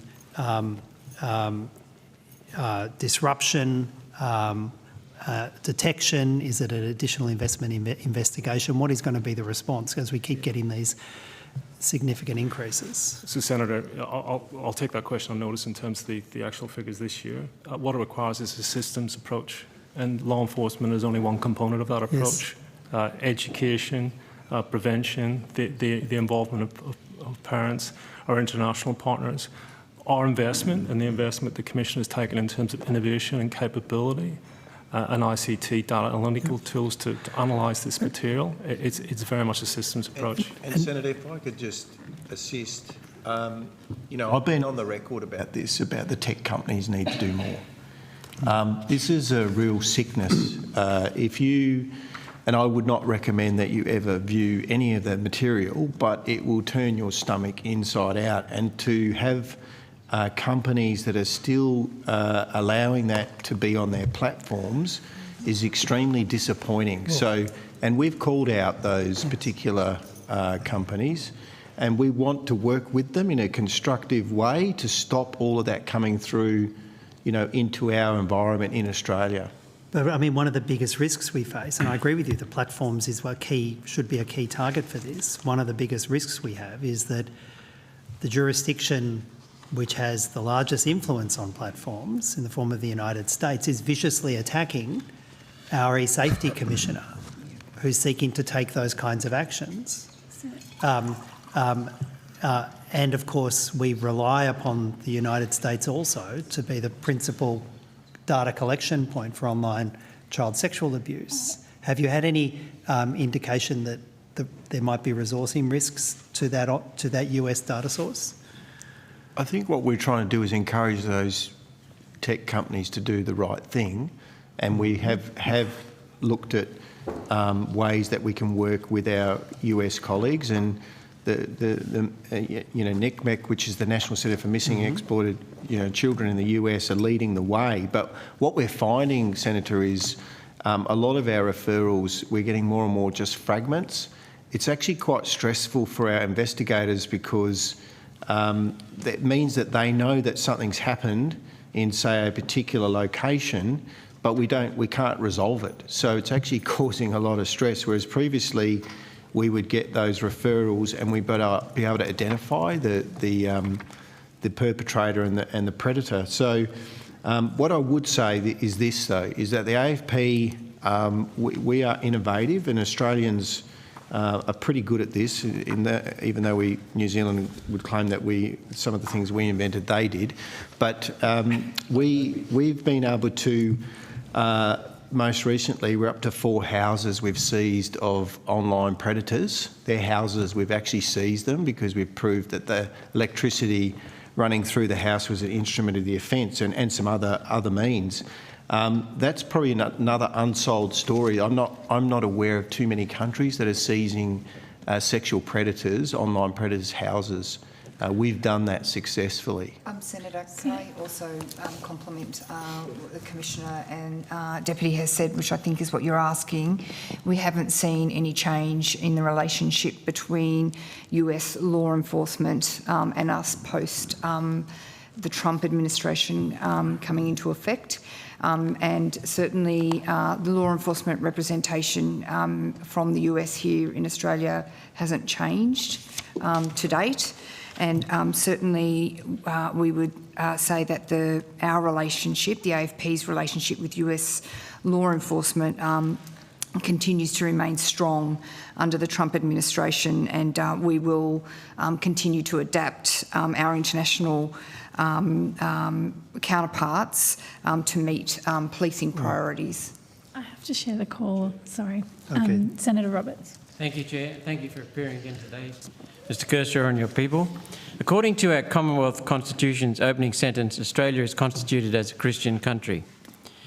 What's being done to charge those preachers in mosques of preaching hatred and threatening violence and use of physical force against Christians here in our country, and bring such hate preachers to justice? Senator, I can take that one. Obviously, we're very concerned where online hate speech and other actions of hate occur in the community. We're obviously work in partnership with our state and territory colleagues who are often first responders to certain offences. The AFP does not monitor the internet. We certainly review any allegation that relates to hate speech targeting any protected group against the Commonwealth offences that are available to us, and we do assess the content in those circumstances. Often involve the obtaining of legal advice. These are offences that change over time in terms of what offence may look like, decisions of court and those sort of things. So we always ensure that at the time we are looking at not only current but past conduct, that we evaluate that conduct against not only the offences but the standards and decisions of courts in the jurisdiction where the offence occurred. Have any such preachers of hate in Australia been charged? And if not, why not? I don't have those statistics relevant. Is it possible to get them? I'm happy to take that question on notice. And are you referring just to the AFP, I take it? Because that's all we can respond to. Yes. Yeah. Chair, I just do have a point of order. I think in the circumstances this country finds ourselves, to leave on the record uncorrected the statement from Senator Roberts that the Constitution establishes Australia as a Christian country is unconscionable. Can I say the preamble to the Constitution references the blessing of Almighty God. So far as I can remember, Christianity does not have a monopoly on the concept of Almighty God, and we shouldn't allow that on the record. It's a Christian God. Senator Shoebridge, thank you. You're welcome to go and post those thoughts on Facebook. Senator Roberts is able to make his views known, and people can take them at his word, knowing his past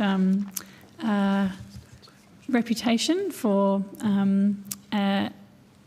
fact.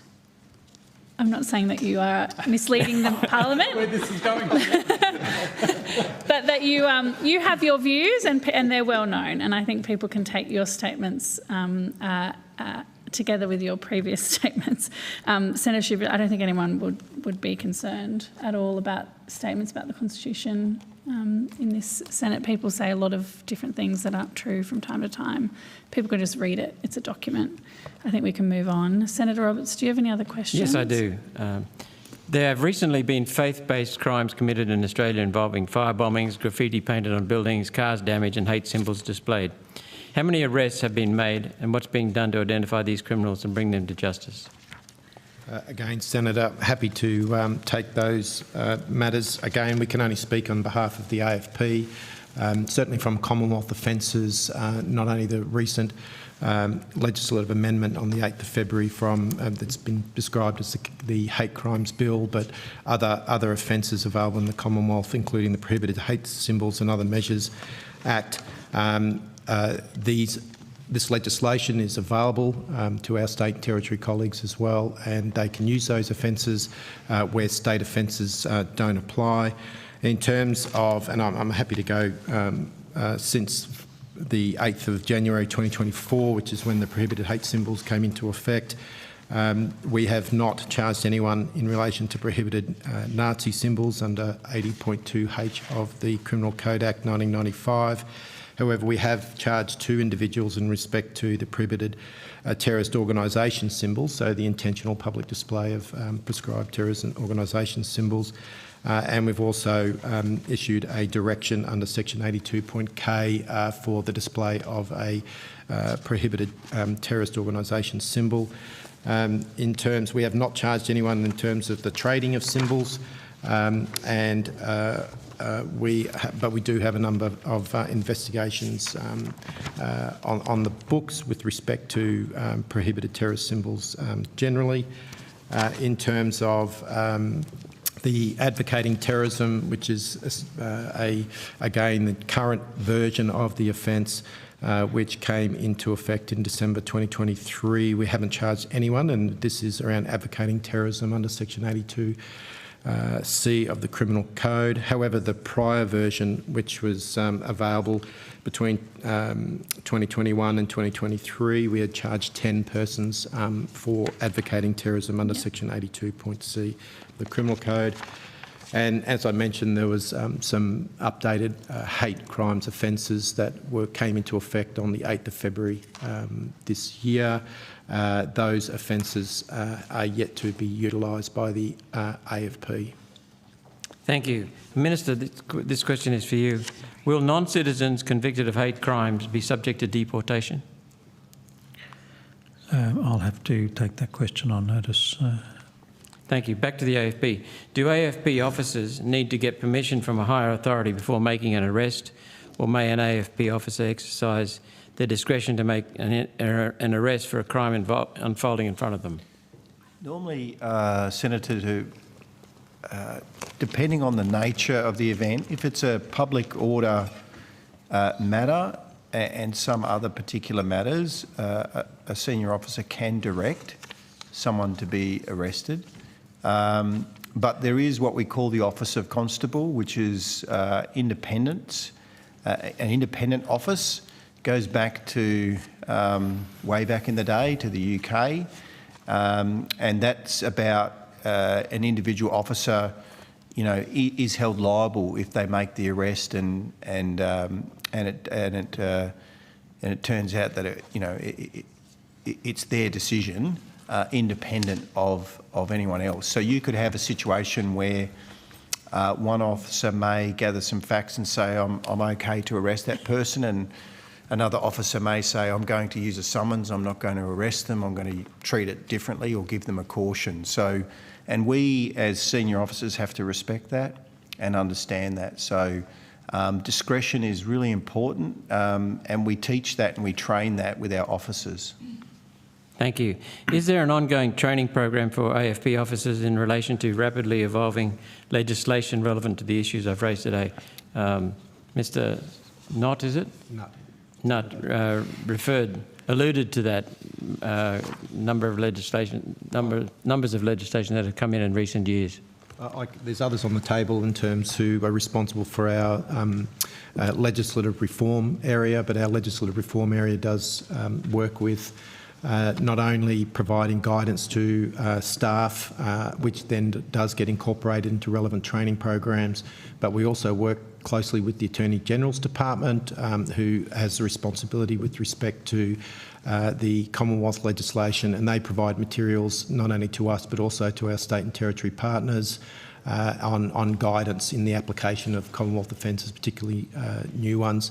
I won't speak on behalf of the Attorney General's Department, but when we have new legislation that relates to areas of mutual interest with our state and territory police, we provide that advice to them by essentially circulating the Attorney General's Department's material, and in certain circumstances, for example in the espionage and foreign interference arena, we developed a training course and provided it to the state and territory police to assist their officers and for them to incorporate into their own training program. We aren't responsible for training state and territory police.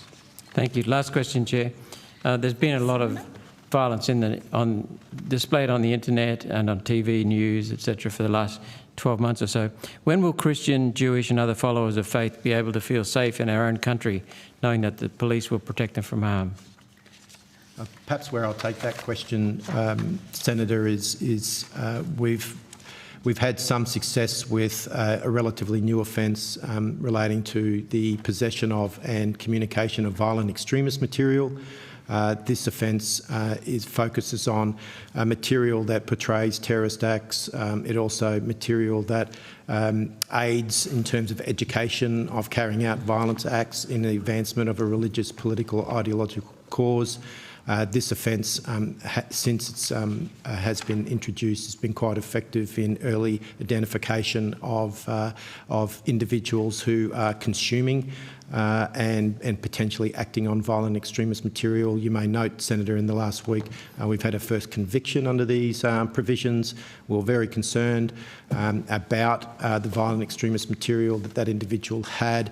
And I'll say why we're concerned is not only the nature of the material but how easy it is, how accessible it is, building on what the Commissioner's already said in terms of the role and responsibility for internet service providers and the like in preventing the spread and distribution and access to violent extremist materials, our concern, and more broadly around end-to-end encryption. When it comes to our young people, Senator, we do get, and vulnerable people more generally, Senator, we have noted the digital algorithms that may come into play of people's internet activity and develop, I think, which has been generally considered to be echo chambers, where someone looking up something may be pushed along or drawn along a path, and the result being, Senator, is increased exposure to violent extremist material. We're quite concerned about that as an issue. And just building on your answer, and thank you for the answer, I'm guessing the AFP does a lot more intelligence work these days as a proportion of its overall crime fighting than it used to because of the internet. It's always a mix, Senator. Thank you. Can I also just take the opportunity to reference Special Operation Avalite, which we stood up in December, and that's specifically targeting anti-Semitism in this country. And we have charged 6 people since we stood up that special operation. But I do just want to take the opportunity to thank the community. When we stood up the special operation, we did go particularly to the Jewish community and ask them to assist us and work together in partnership with us in relation to how we could specifically target in the right areas. So I do just want to take that opportunity to thank the community for their partnership with us. Thank you, Chair. Thanks, Senator Roberts. Senator Roberts asked a question earlier and I took it on notice. Can I say that the question that you asked the Attorney-General needs to be directed to the Department of Home Affairs? Thank you. That's the quickest answer I've ever got on questions on notice. Don delivers. We won't answer. You asked. Thank you, Don. Now, Senator Polley has been waiting very patiently, and there was a very important development today in an area of your concern, Senator Polley, so I will hand the call to you. Thank you. Yes, thank you. It's good to have you before us again, although it only seems like a few days ago you were here. And I think at the last estimates, though, we did establish the important work that is done in terms of child exploitation and how critical resources are. Today there was an announcement of an update of the Memorandum of Understanding between the AFP and the Commissioner. I was hoping you would give us an update as to what this actually means. Thank you, Senator, and thank you for your ongoing interest in this crime type. I spoke last time, and it does feel like only a couple of weeks ago, I think it was. It was. The partnerships, particularly in this crime type, are absolutely crucial, both in terms of public, private and NGOs, and the work that we do in this space, we've got over 250 different partners, both domestically and across the world. And I think one of our best partners is the E-Safety Commissioner, and the work that we've done and the work that we've continued to do over the last number of years. The MOU that was signed today, it's in effect the second MOU. We've signed a previous MOU, but what it does, it highlights. It's a foundational, highlights the foundations of the relationship we have with the E-Safety Commissioner. At the practical level, and I'll go to your question, I think what it is really focused on is enhancing the already close relationship we've got with the E-Safety Commissioner to enable real-time intelligence and referral sharing in relation to online child exploitation. The AFP-led ACE facilitates this through embedding e-safety personnel into our intelligence fusion cell, so it's very much a joined-up approach. We've collectively enhanced our processes for sharing information to ensure they're fit for purpose and efficient to increase the pace in which we can analyse the material and respond, and I think that goes back to the question that Senator Shoebridge asked in terms of how do we analyse this data. And the ability, importantly, to identify emerging threats, and we've seen statistic extortion, unfortunately, become an emerging threat. So working with the E-Safety Commissioner, because this crime type, unfortunately, changes. So how do we stay ahead of the curve? So an important document, a very important relationship, and we were very happy to sign that document today, Senator. Are there any new specific capabilities? I think, yes, and we need to change. We need to change with the volume of data that is coming in.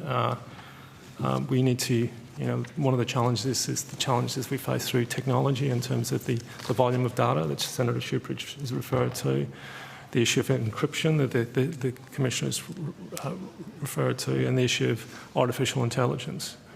And in terms of the issue of partnerships, what I'd like to, it would be remiss of me not to mention Operation Cumberland, which is an operation that's been coordinated out of Europol and led by the Danish police, but we've had a very close cooperation with that. And it's an international investigation into the production and sale of artificial intelligence-generated child abuse material, which is particularly concerning, and the Commissioner's been on the record of the AI-produced material is getting so good, we just simply can't tell the difference. So this operation was led by the Danish police, coordinated through Europol, and involved law enforcement agencies from 19 countries, including Australia. Globally, 25 suspects were arrested and 33 premises searched. Operation Cumberland highlights the effective international cooperation we put in place in relation to this. In terms of Australia, we resulted in the arrest of 2 individuals in Queensland and one in New South Wales charged with offences in relation to possessing and using a carriage for child abuse material. 2 of the 3 suspects were charged with 2 of the 3 suspects had AI generating software, which is particularly concerning. But this is an example of great international cooperation. But it does highlight the threat of artificial intelligence. I think it's an emerging threat. We've been on the record to say that we need to use technology to counter the threat that technology brings, but we need to be responsible in the use of that technology. Can you inform us as to the leading nations in terms of anyone who's leading the way beside ourselves in relation to AI and child exploitation? I think the Commissioner would say that we are, Senator, but again, it's very much a partnership approach. And whilst it's such a broad spectrum of work that we do, we might be leading in certain aspects, but other countries might have the lead. And particularly our relationship with Europol, particularly in terms of new technologies, particularly AI, we learn a lot from those countries. We still, as I'll go back to Deputy Commissioner Barrett, we still have a very close working relationship with our US agencies. And in terms of the innovative work that they do, we learn a lot off that. So I think the ACE is world's best practice. Do we do everything completely perfectly? No, we've got a lot to learn from our international partners, but being involved in those constructs, those international groups, is such a force multiplier. So with this memorandum of understanding, though, there are benefits beyond child sexual exploitation. Can you outline to us capabilities in that area where this memorandum, working with a commissioner, can be used? It's a broad crime type, and we've answered questions before on the issue and the emerging issue of sextortion. So it really is focused on online. These online threats that are targeting both young children, but are also targeting vulnerable persons in our community. So the MOU today is all encompassing to look at that broad range of threats, and importantly to be able to share that intelligence real time.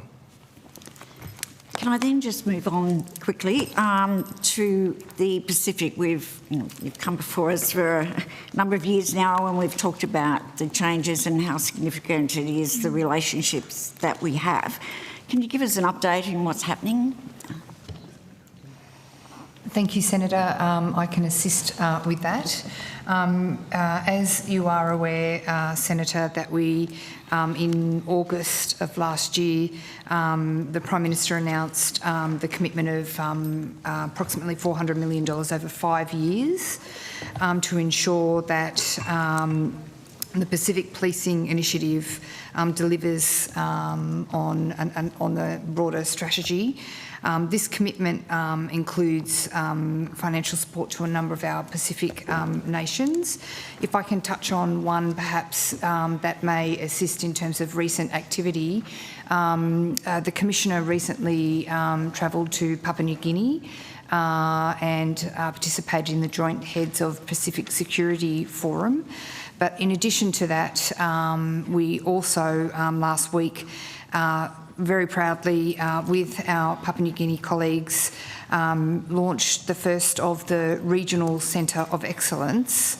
That is a significant milestone under the auspices of the PPI, the Pacific Policing Initiative. That's the first of the 4 centres of excellence. That particular Centre of Excellence is located at the Bamana Police College, and what it will actually do is provide training and a capability uplift for investigation, so foundational training for police recruits, not just in PNG but also across the Pacific, and it will provide purpose-built training and accommodation facilities. So that was one. It will very much revitalise and be able to double the number of recruits that can be recruited into Pacific policing and also officer training. In addition to that, Senator, as you know, we've got the Pacific Policing Support Group and the Pacific Policing Development and Coordination Hub. That's the hub that we have up in Pinkenbar.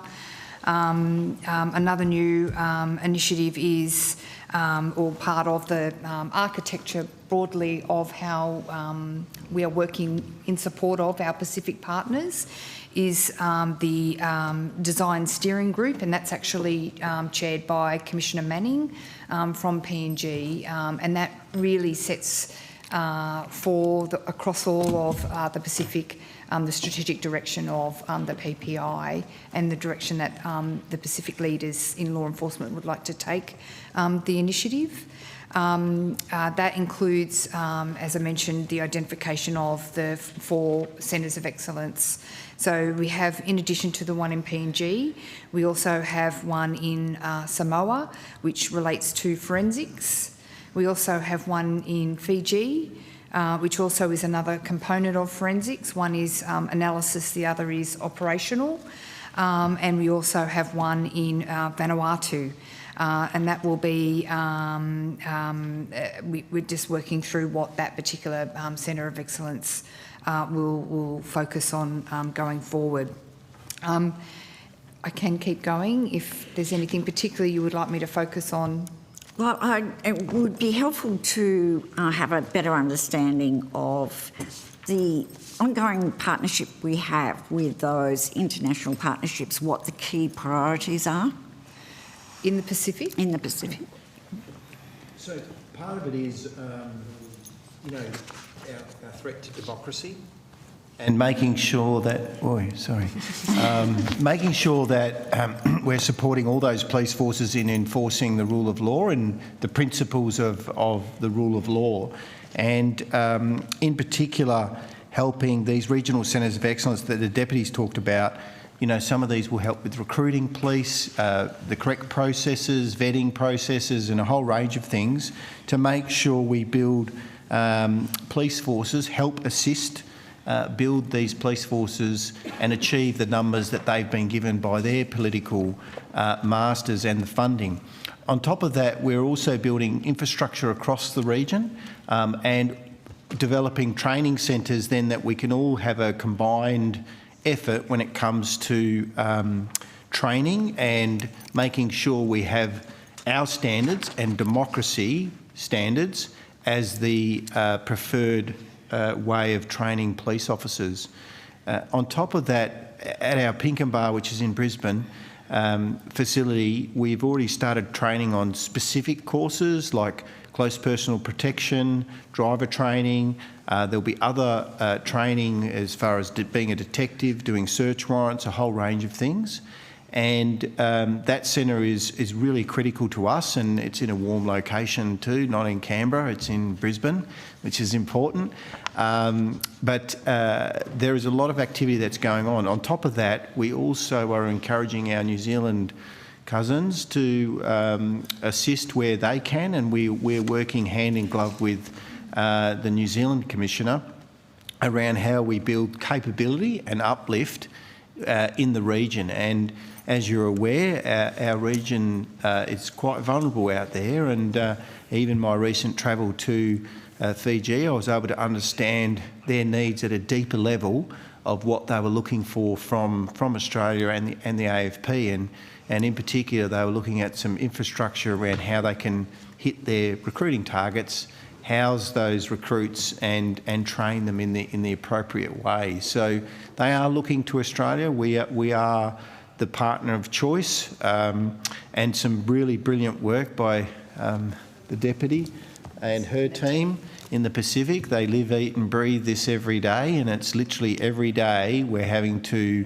think about our strategy, make sure we get the right return on investment, and we also listen and understand. The Pacific often say, we just want you to listen first and then help us out with what the way forward is. And Senator, can I just offer, in addition to what the Commissioner has said, one of there are actually three key pillars that sort of underpin the initiative. One of them that we will use the hub in Brisbane for is the Pacific Police Support Group, and that's approximately 40 officers from 11 countries across the Pacific, and that is like a multinational deployable pool. That can be deployed where required.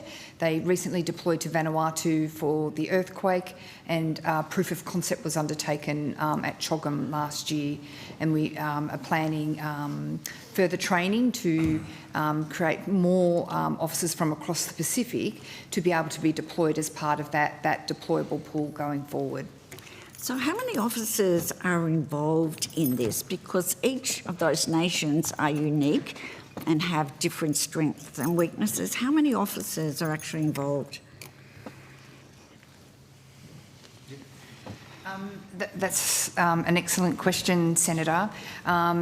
We use, I guess for us, it's about building the capability, so the breadth of the ability of our Pacific brothers and sisters to be able to deploy can be agile and expand and contract on a needs basis. So as the Commissioner indicated, what we're actually doing is we're building that capability and then taking it back to the relevant Pacific nations so that more and more of them, so it's, I guess, an evolving number as the efforts of us all enhance and increase the capabilities of the Pacific. And I can assist the Deputy. We've got 104 in the region, which is a significant investment, and that includes Timor-Leste as well.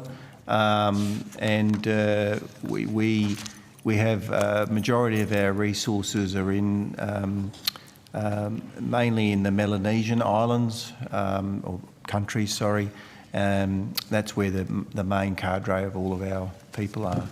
That resource is so important because it goes beyond law and order. It's about having, being a good neighbour and leading the way. So any loss of resources would be very detrimental. But before I get pulled up, I just have a couple more questions, and that is in relation to illicit tobacco. It's very topical at the moment. Can you outline to us the work you've been doing in the crackdown that's been happening in recent times? Yeah, I think the Deputy Commissioner is probably going to assist me, but certainly organised crime have taken advantage of the fact that it's a highly profitable market for organised crime, and the illicit tobacco task force is we're working with Border Force, of course, who have the lead, and we're also working with our state counterparts. You've seen what's happened in Victoria and New South Wales and other parts of the country. We're certainly seen it as a serious crime in particular, and the fact that we've been able to use our criminal asset confiscation task force and all of the powers that the AFP can bring to the fight to assist our state colleagues. We've also been able to successfully, and I think the Border Force have done some really great work on vapes and other things, illicit vapes coming into this country, and also shipments of that tobacco. But it is a serious issue, and it's something that the task force, I think, has been doing some really good work. Lots of targets, and it's got all the hallmarks of organised crime. Majority of it is well organised, and that's something that we're certainly interested in, and making sure that we're providing whatever support and assistance we can. So that $49 million that was recently being invested, what has that enabled you to do? So just leading on from what the Commissioner has stated, from some respects, in terms of a crime type is low risk, high return, there is significant profits in this crime type, and organised crime is targeted in terms of being vulnerable. Key to our work in this space, obviously working with our state and territory police, is following the money asset confiscation and I think, under this Commissioner in terms of revitalising the criminal asset confiscation task force. We've set record levels of both restraint and forfeiture. And the work that we've done in relation to tobacco, illicit tobacco, since July 2019, we've restrained over $26 million in assets, and 12 million of that has been forfeited to the Commonwealth, and that's funding the Commonwealth can utilise for a range of worthwhile projects. In terms of the new funding that's been announced, the $49 million will expand that work. So we're doing a good job, I think, in terms of the task force so far, but it'll provide the opportunity to accelerate that work, and it includes $33 million for the AFP and a range of money for other agencies to co-partner with the AFP. Out of the $33 million, $17 million will be allocated to the states and territories because it is very much a team sport, particularly in relation to this crime type. So the ability for the state and territory partners across the country to work with us in relation to the Criminal Assets Confiscation Task Force to, in effect, Senator, hurt criminals where they're really hurt. Some of these experienced criminals will do time, but if we take their assets away, that brings significant pain to their business model. I'm going to be cheeky like Senator Shoebridge. One more question. The National Gun Register, is there any update on the National Gun Register that you can tell us? Thank you, Senator. Yes, we continue to work on implementation of the National Firearms Register.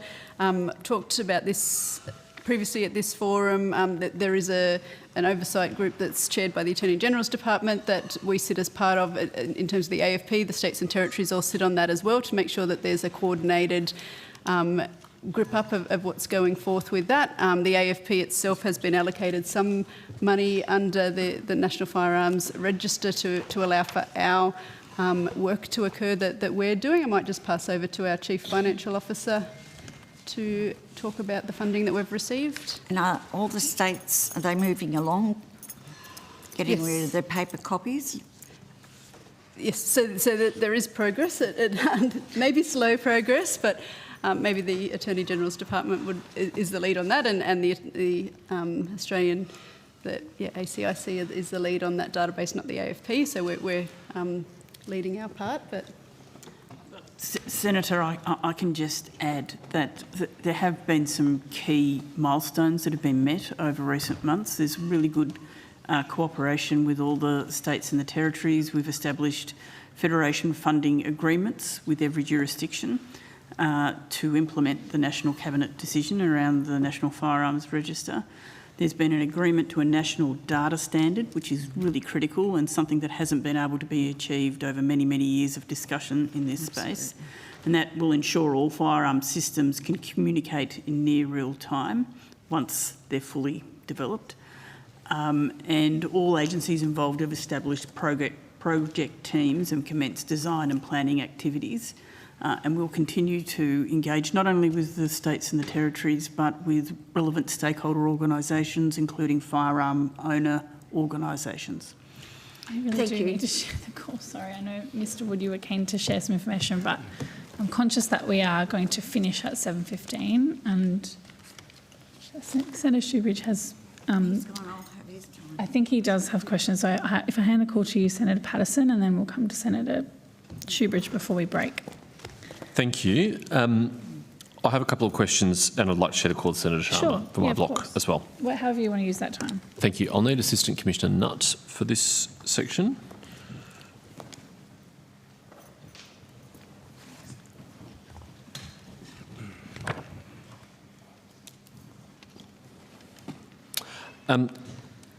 Assistant Commissioner Nutt, you'll remember the conversation we had at the last round of estimates about the Popular Front for the Liberation of Palestine and their flag at their Melbourne rally. The AFP sent a letter of correction to your evidence subsequent to the hearing. The issue we discussed was, given that they are not listed as a terrorist organisation, did that have any bearing on them being charged for the public display of a listed terrorism symbol? And you indicated that was a factor in not proceeding with the investigation or charges, but subsequently I was told in correspondence that's not relevant consideration. So can you just clarify firstly, the status of the law. Is it necessary to be listed as a terrorist organisation to charge someone with an offence for displaying a terrorism symbol? Yeah, thanks, Senator. To clarify, it wasn't a correction, it was a clarification, is my understanding. And what it was really looking at the two parts of the definition of terrorist organisation, which is under section 102.1 off the top of my head, and I'll be corrected on that because I can't get my paper. What it was mean is in terms of a when we're talking about a prohibited symbol under the section 80.2 sections, it is either a prescribed terrorist organisation or it's through a terrorist organisation by definition, referring to the terrorist organisation definition section that I referenced previously.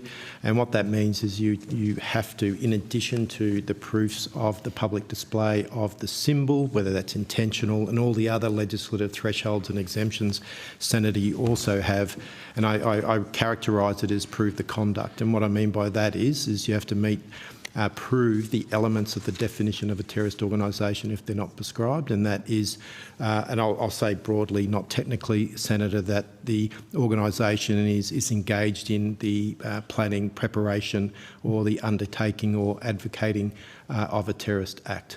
So all those things have to be proven to advance the matter that you wanted to put before the court. In that case, it was around the display of a symbol.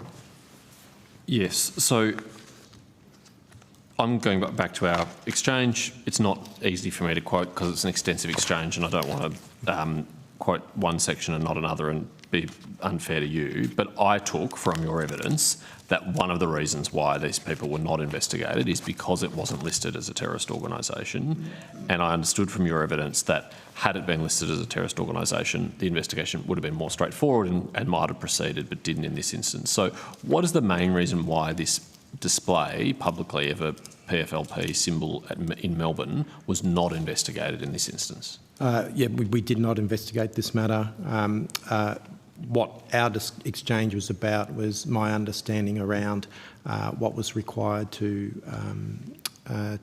prefer the prohibited symbol charge, and that in addition to the prohibited symbol charges, as I mentioned before, you have the burden of also proving a terrorist organisation by definition of those sections, referring to the conduct of that organisation, as I said just a moment ago, with reference to their conduct in terms of planning, preparation, advocating for... Do you think that would be difficult in the case of the Popular Front for Liberation of Palestine? Is that why it wasn't investigated? Well, with reference of the public display, there's obviously the other legislative thresholds that apply in terms of the display advancing racial hatred or superiority, also advocating others to engage in such activities and cause offence. So these are obviously there's quite a number of considerations that have to be made. Yes, but as we've discussed previously at some length in this forum, only one of those limbs need to be met, not all of them, in order to proceed. Are those legislative thresholds? That's correct, yes. Right. So, in addition to the intentional public display, knowing it is a terrorist organisation, so the knowledge of the person that they meet the definition of a terrorist organisation under section 102.1. So yes, all those elements, in addition to the legislative thresholds for the public display. Yeah. So if you didn't investigate, how do you know what the knowledge was, stated knowledge was of the people displaying the symbol? We did not investigate. I'd have to see why we didn't investigate. I'll take that on notice, Senator. Well, that was the source of my original questions, and I'm several months, well, a month on now. I'm still none the wiser as to what the reason is. I assure you it caused offence and distress. I assure you the PFLP believes in racial superiority and is a terrorist organisation and has conducted terrorist attacks against civilians and killed people. There's no doubt in my mind about those facts. So it's really difficult to understand why the AFP wouldn't investigate. Just to clarify that, Senator, in terms of the cause racial superiority offence, these are in combination of what the intention of the person or persons causing making the public display. Yeah, and it's not just it's not about the intention of the terrorist organisation under consideration. Sure, I appreciate that, but you didn't investigate, so these people weren't interviewed, they weren't asked questions, presumably no research was done on their social media accounts and whether they posted anti-Semitic or pro-terrorist content, so how do you know that those elements wouldn't have been met? As I said, I'll take that on notice, Senator. I think we'll take that one on notice, and what I can just give some context, just the volume of referrals and reports of crime that we do receive. So since we stood up Special Operation Avalite in December, we've received and reviewed over 800 reports of crime. So that's across multiple regions in the AFP, so teams in different cities and states. So we'll take that one on notice and come back with some further clarity. I'm aware of that, and this operation has done good work, and I welcome the impact it's had. As I've said in this forum before, I think it has sent quite a strong message. It is far less common now to see people displaying these symbols in our cities and streets, and that's a big improvement.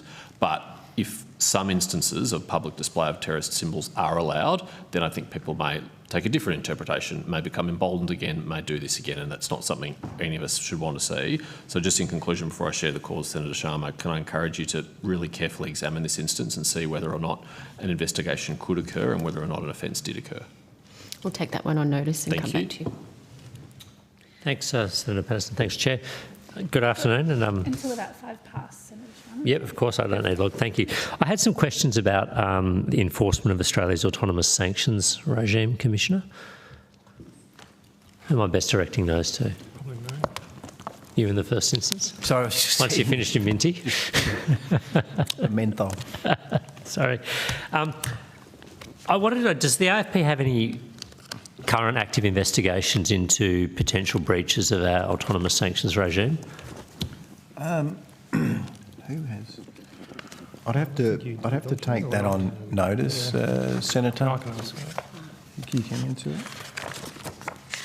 The Senator, Deputy may be able to answer. Okay, thank you. yeah, I think the role in this space is to work really closely with DFAT in terms of receipt of potential information, and I think in relation to the sanctions list, I think the issue of Russia after the invasion of Ukraine and the referrals we've received from DFAT in relation to that in terms of potential Russian assets that are here. So we did a range of inquiries and a range of matters. There's no active investigation in relation to any of those matters. Okay, I was interested in one entity in particular, Press TV, which is a propaganda arm of the Iranian government, so not Russian, sanctioned in September 2023. At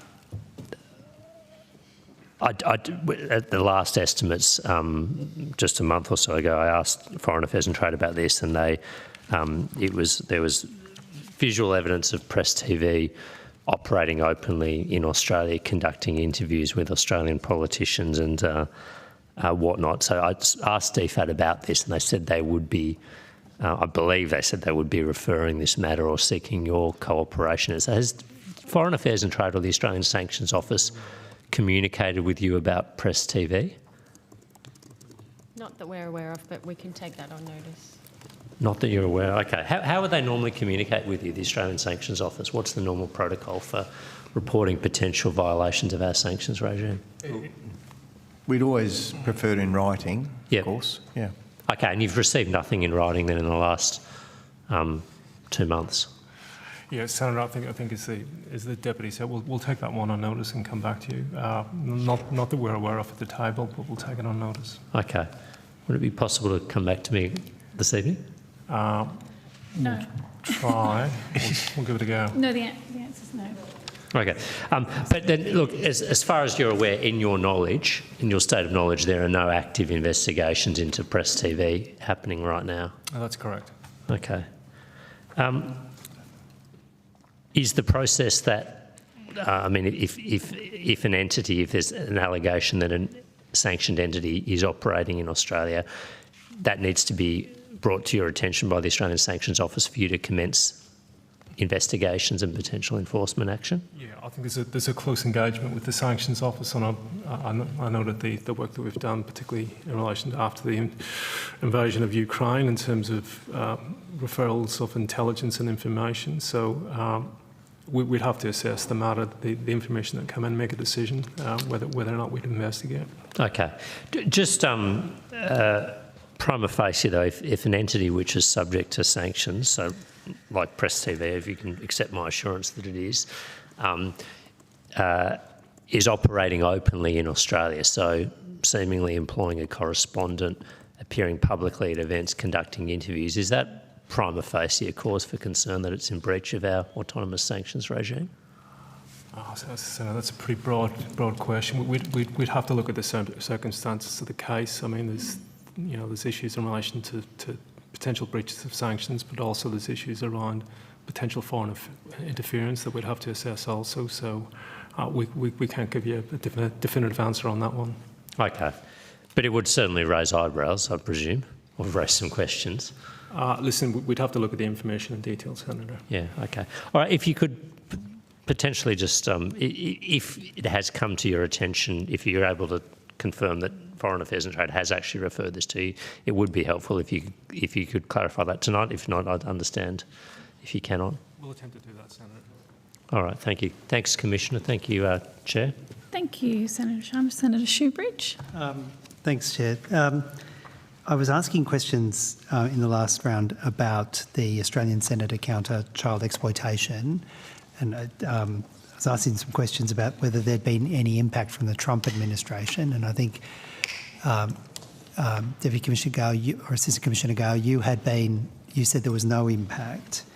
Are you aware of the fact, though, that because of a directive from the Trump administration, NCMEC, which is the US National Centre for Missing and Exploited Children, has had to change the way in which it communicates about transgender children and about LGBTQ youth, and indeed has had to take down a number of communications on its website about the particular impacts of child exploitation on LGBTQ youth in particular? I'll have to take that one on notice, Senator.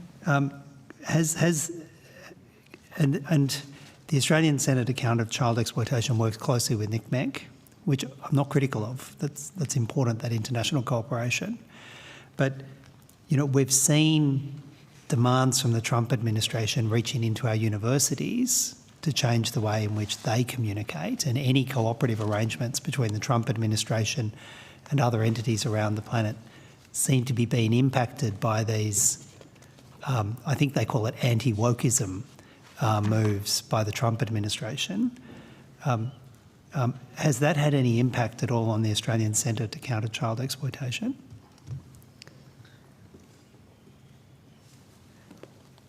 I'll have to take that one on notice, Senator. And regardless whether it's had any impact or not, have there been any concerns within the centre about the potential impact, or has there been any threats or communications, other communications from the Trump administration that might impact the Australian Centre to Counter Child Exploitation of a similar nature to the changes that have been demanded of NCMEC? Yep, I'll take that one on notice as well, Senator. Okay.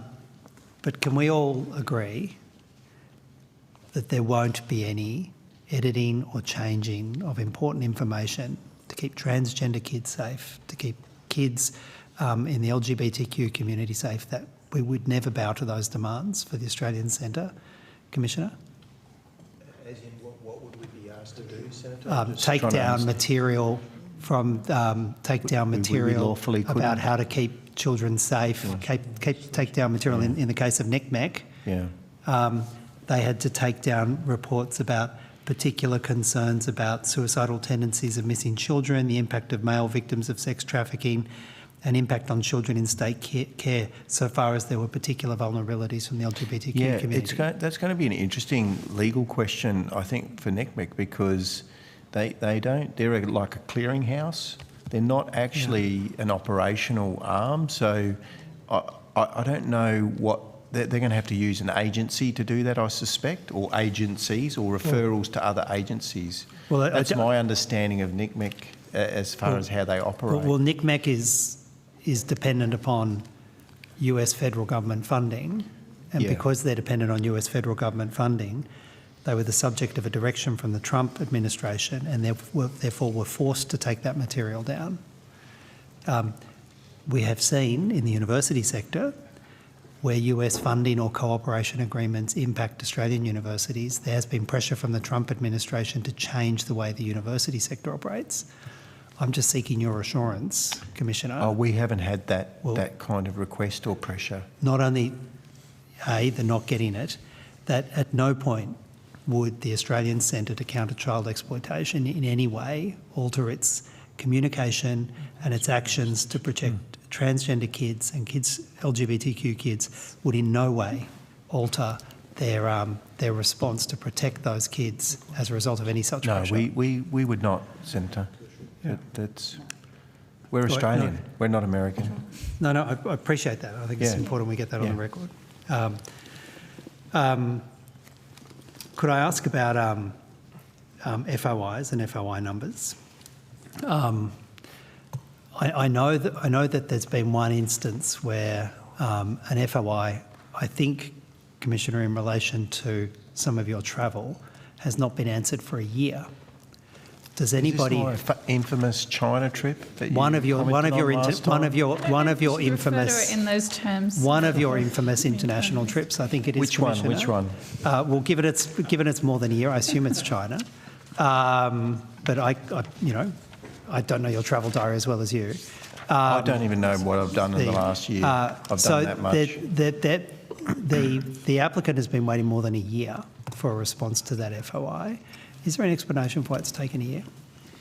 Just to give you some context, Senator, this current financial year we have experienced an increase of 17.2% in FOI volume. Despite that increase in volume, we are actually seeing an increase in our compliance rate for completing. So we're up to 67%. Is it good enough? No, we're still putting effort into that to making sure we're processing things faster.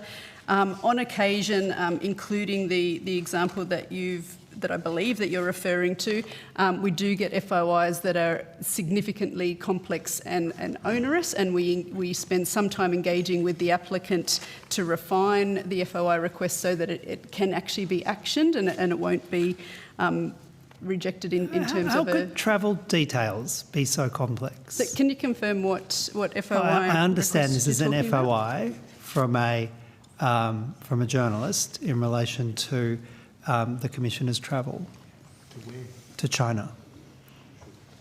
How could it take a year to respond to an FOI about a travel? So I am aware of that one, Senator. You're talking about FOI 2562. And as the Commissioner flagged, we have answered a couple of FOIs on this exact same topic. On this one, we have engaged a number of times with the applicant. There are a significant number of documents that we're going through because of the scope of the request, and in going through internal consultation, including we're having to engage with 6 external agencies, different government agencies, to be able to release the information. So if the documents that are discovered refer to other agencies, we need their permission to approve as well, which does unfortunately delay the process. A year to get permission from other agencies about the Commissioner's travel?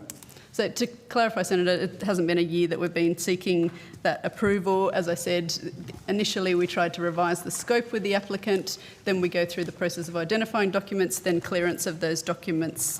I take your point that it is an overdue, significantly overdue FOI, and we are progressing that as soon as possible. I'm advised that a decision on that one is imminent.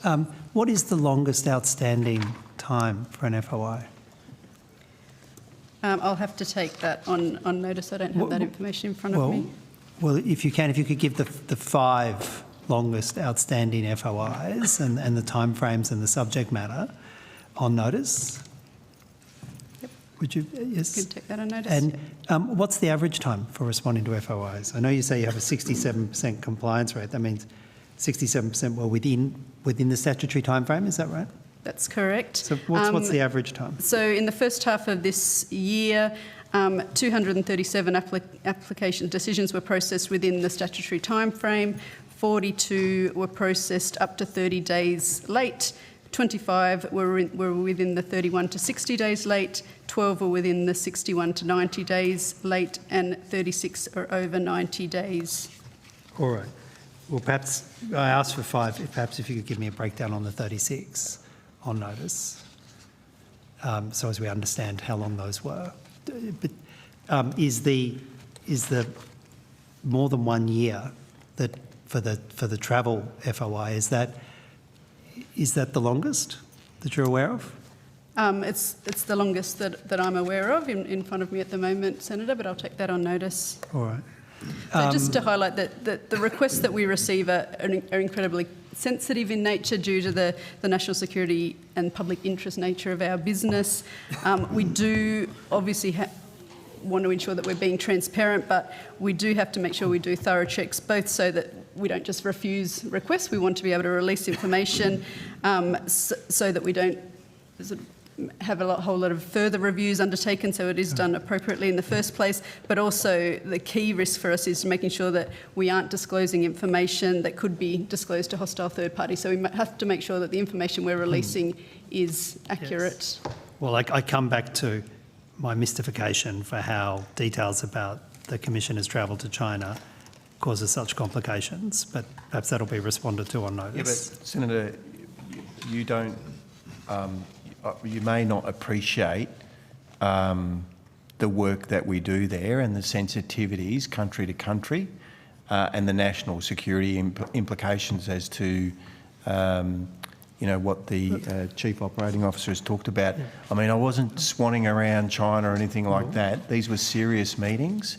serious engagements, but a lot of those were, done with what we call police diplomacy, which is a thing, and it's a good thing for our country, because at the end of the day, what we're trying to do is make sure that we, have a good working relationship where we're able to get that intelligence that we currently get from that particular country, but also understand at a deeper level what is actually happening within our region and especially within the Pacific. Commissioner, I understand the delay is because of consultation with other agencies. I'm assuming none of those are Chinese police agencies. I'm assuming the reference is to Australian government agencies. Is that right? I'll have to take that on notice. I would also clarify, Senator, I've just found the relevant document that the particular FOI request you're referring to isn't for the China trip alone. It's for overseas trips the Commissioner has taken since his appointment, so that's since 2019. So that is a significant FOI. My final question is about the Carrick matter. On the 25th of February, Commissioner, I asked you and Assistant Commissioner Gale about, you gave evidence that there was a review undertaken by the AFP in relation to the behaviour, amongst others, of the undercover police in that instance, and you indicated that there was no disciplinary action taken as a result of that review. I then asked if that was the only review undertaken by the AFP in relation to the Carrick matter, and you, Ms Gale, said she'd have to check with her national security colleagues, and then you resolved to take it on notice. Well, I asked a question on the 25th of February. Can you provide an answer now?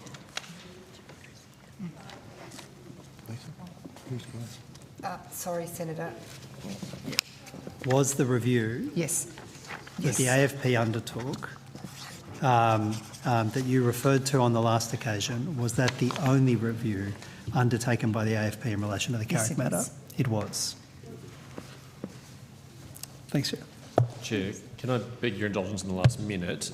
Deputy Commissioner McCartney said he would come back to me tonight if he had answers on those questions. Yeah, so there's 8 in the Operation Rye triage team. Thank you. But again, when matters are referred to for criminal investigation, they're referred to a fully functioning criminal investigations team with support from the capability exists in the AFP. Yep.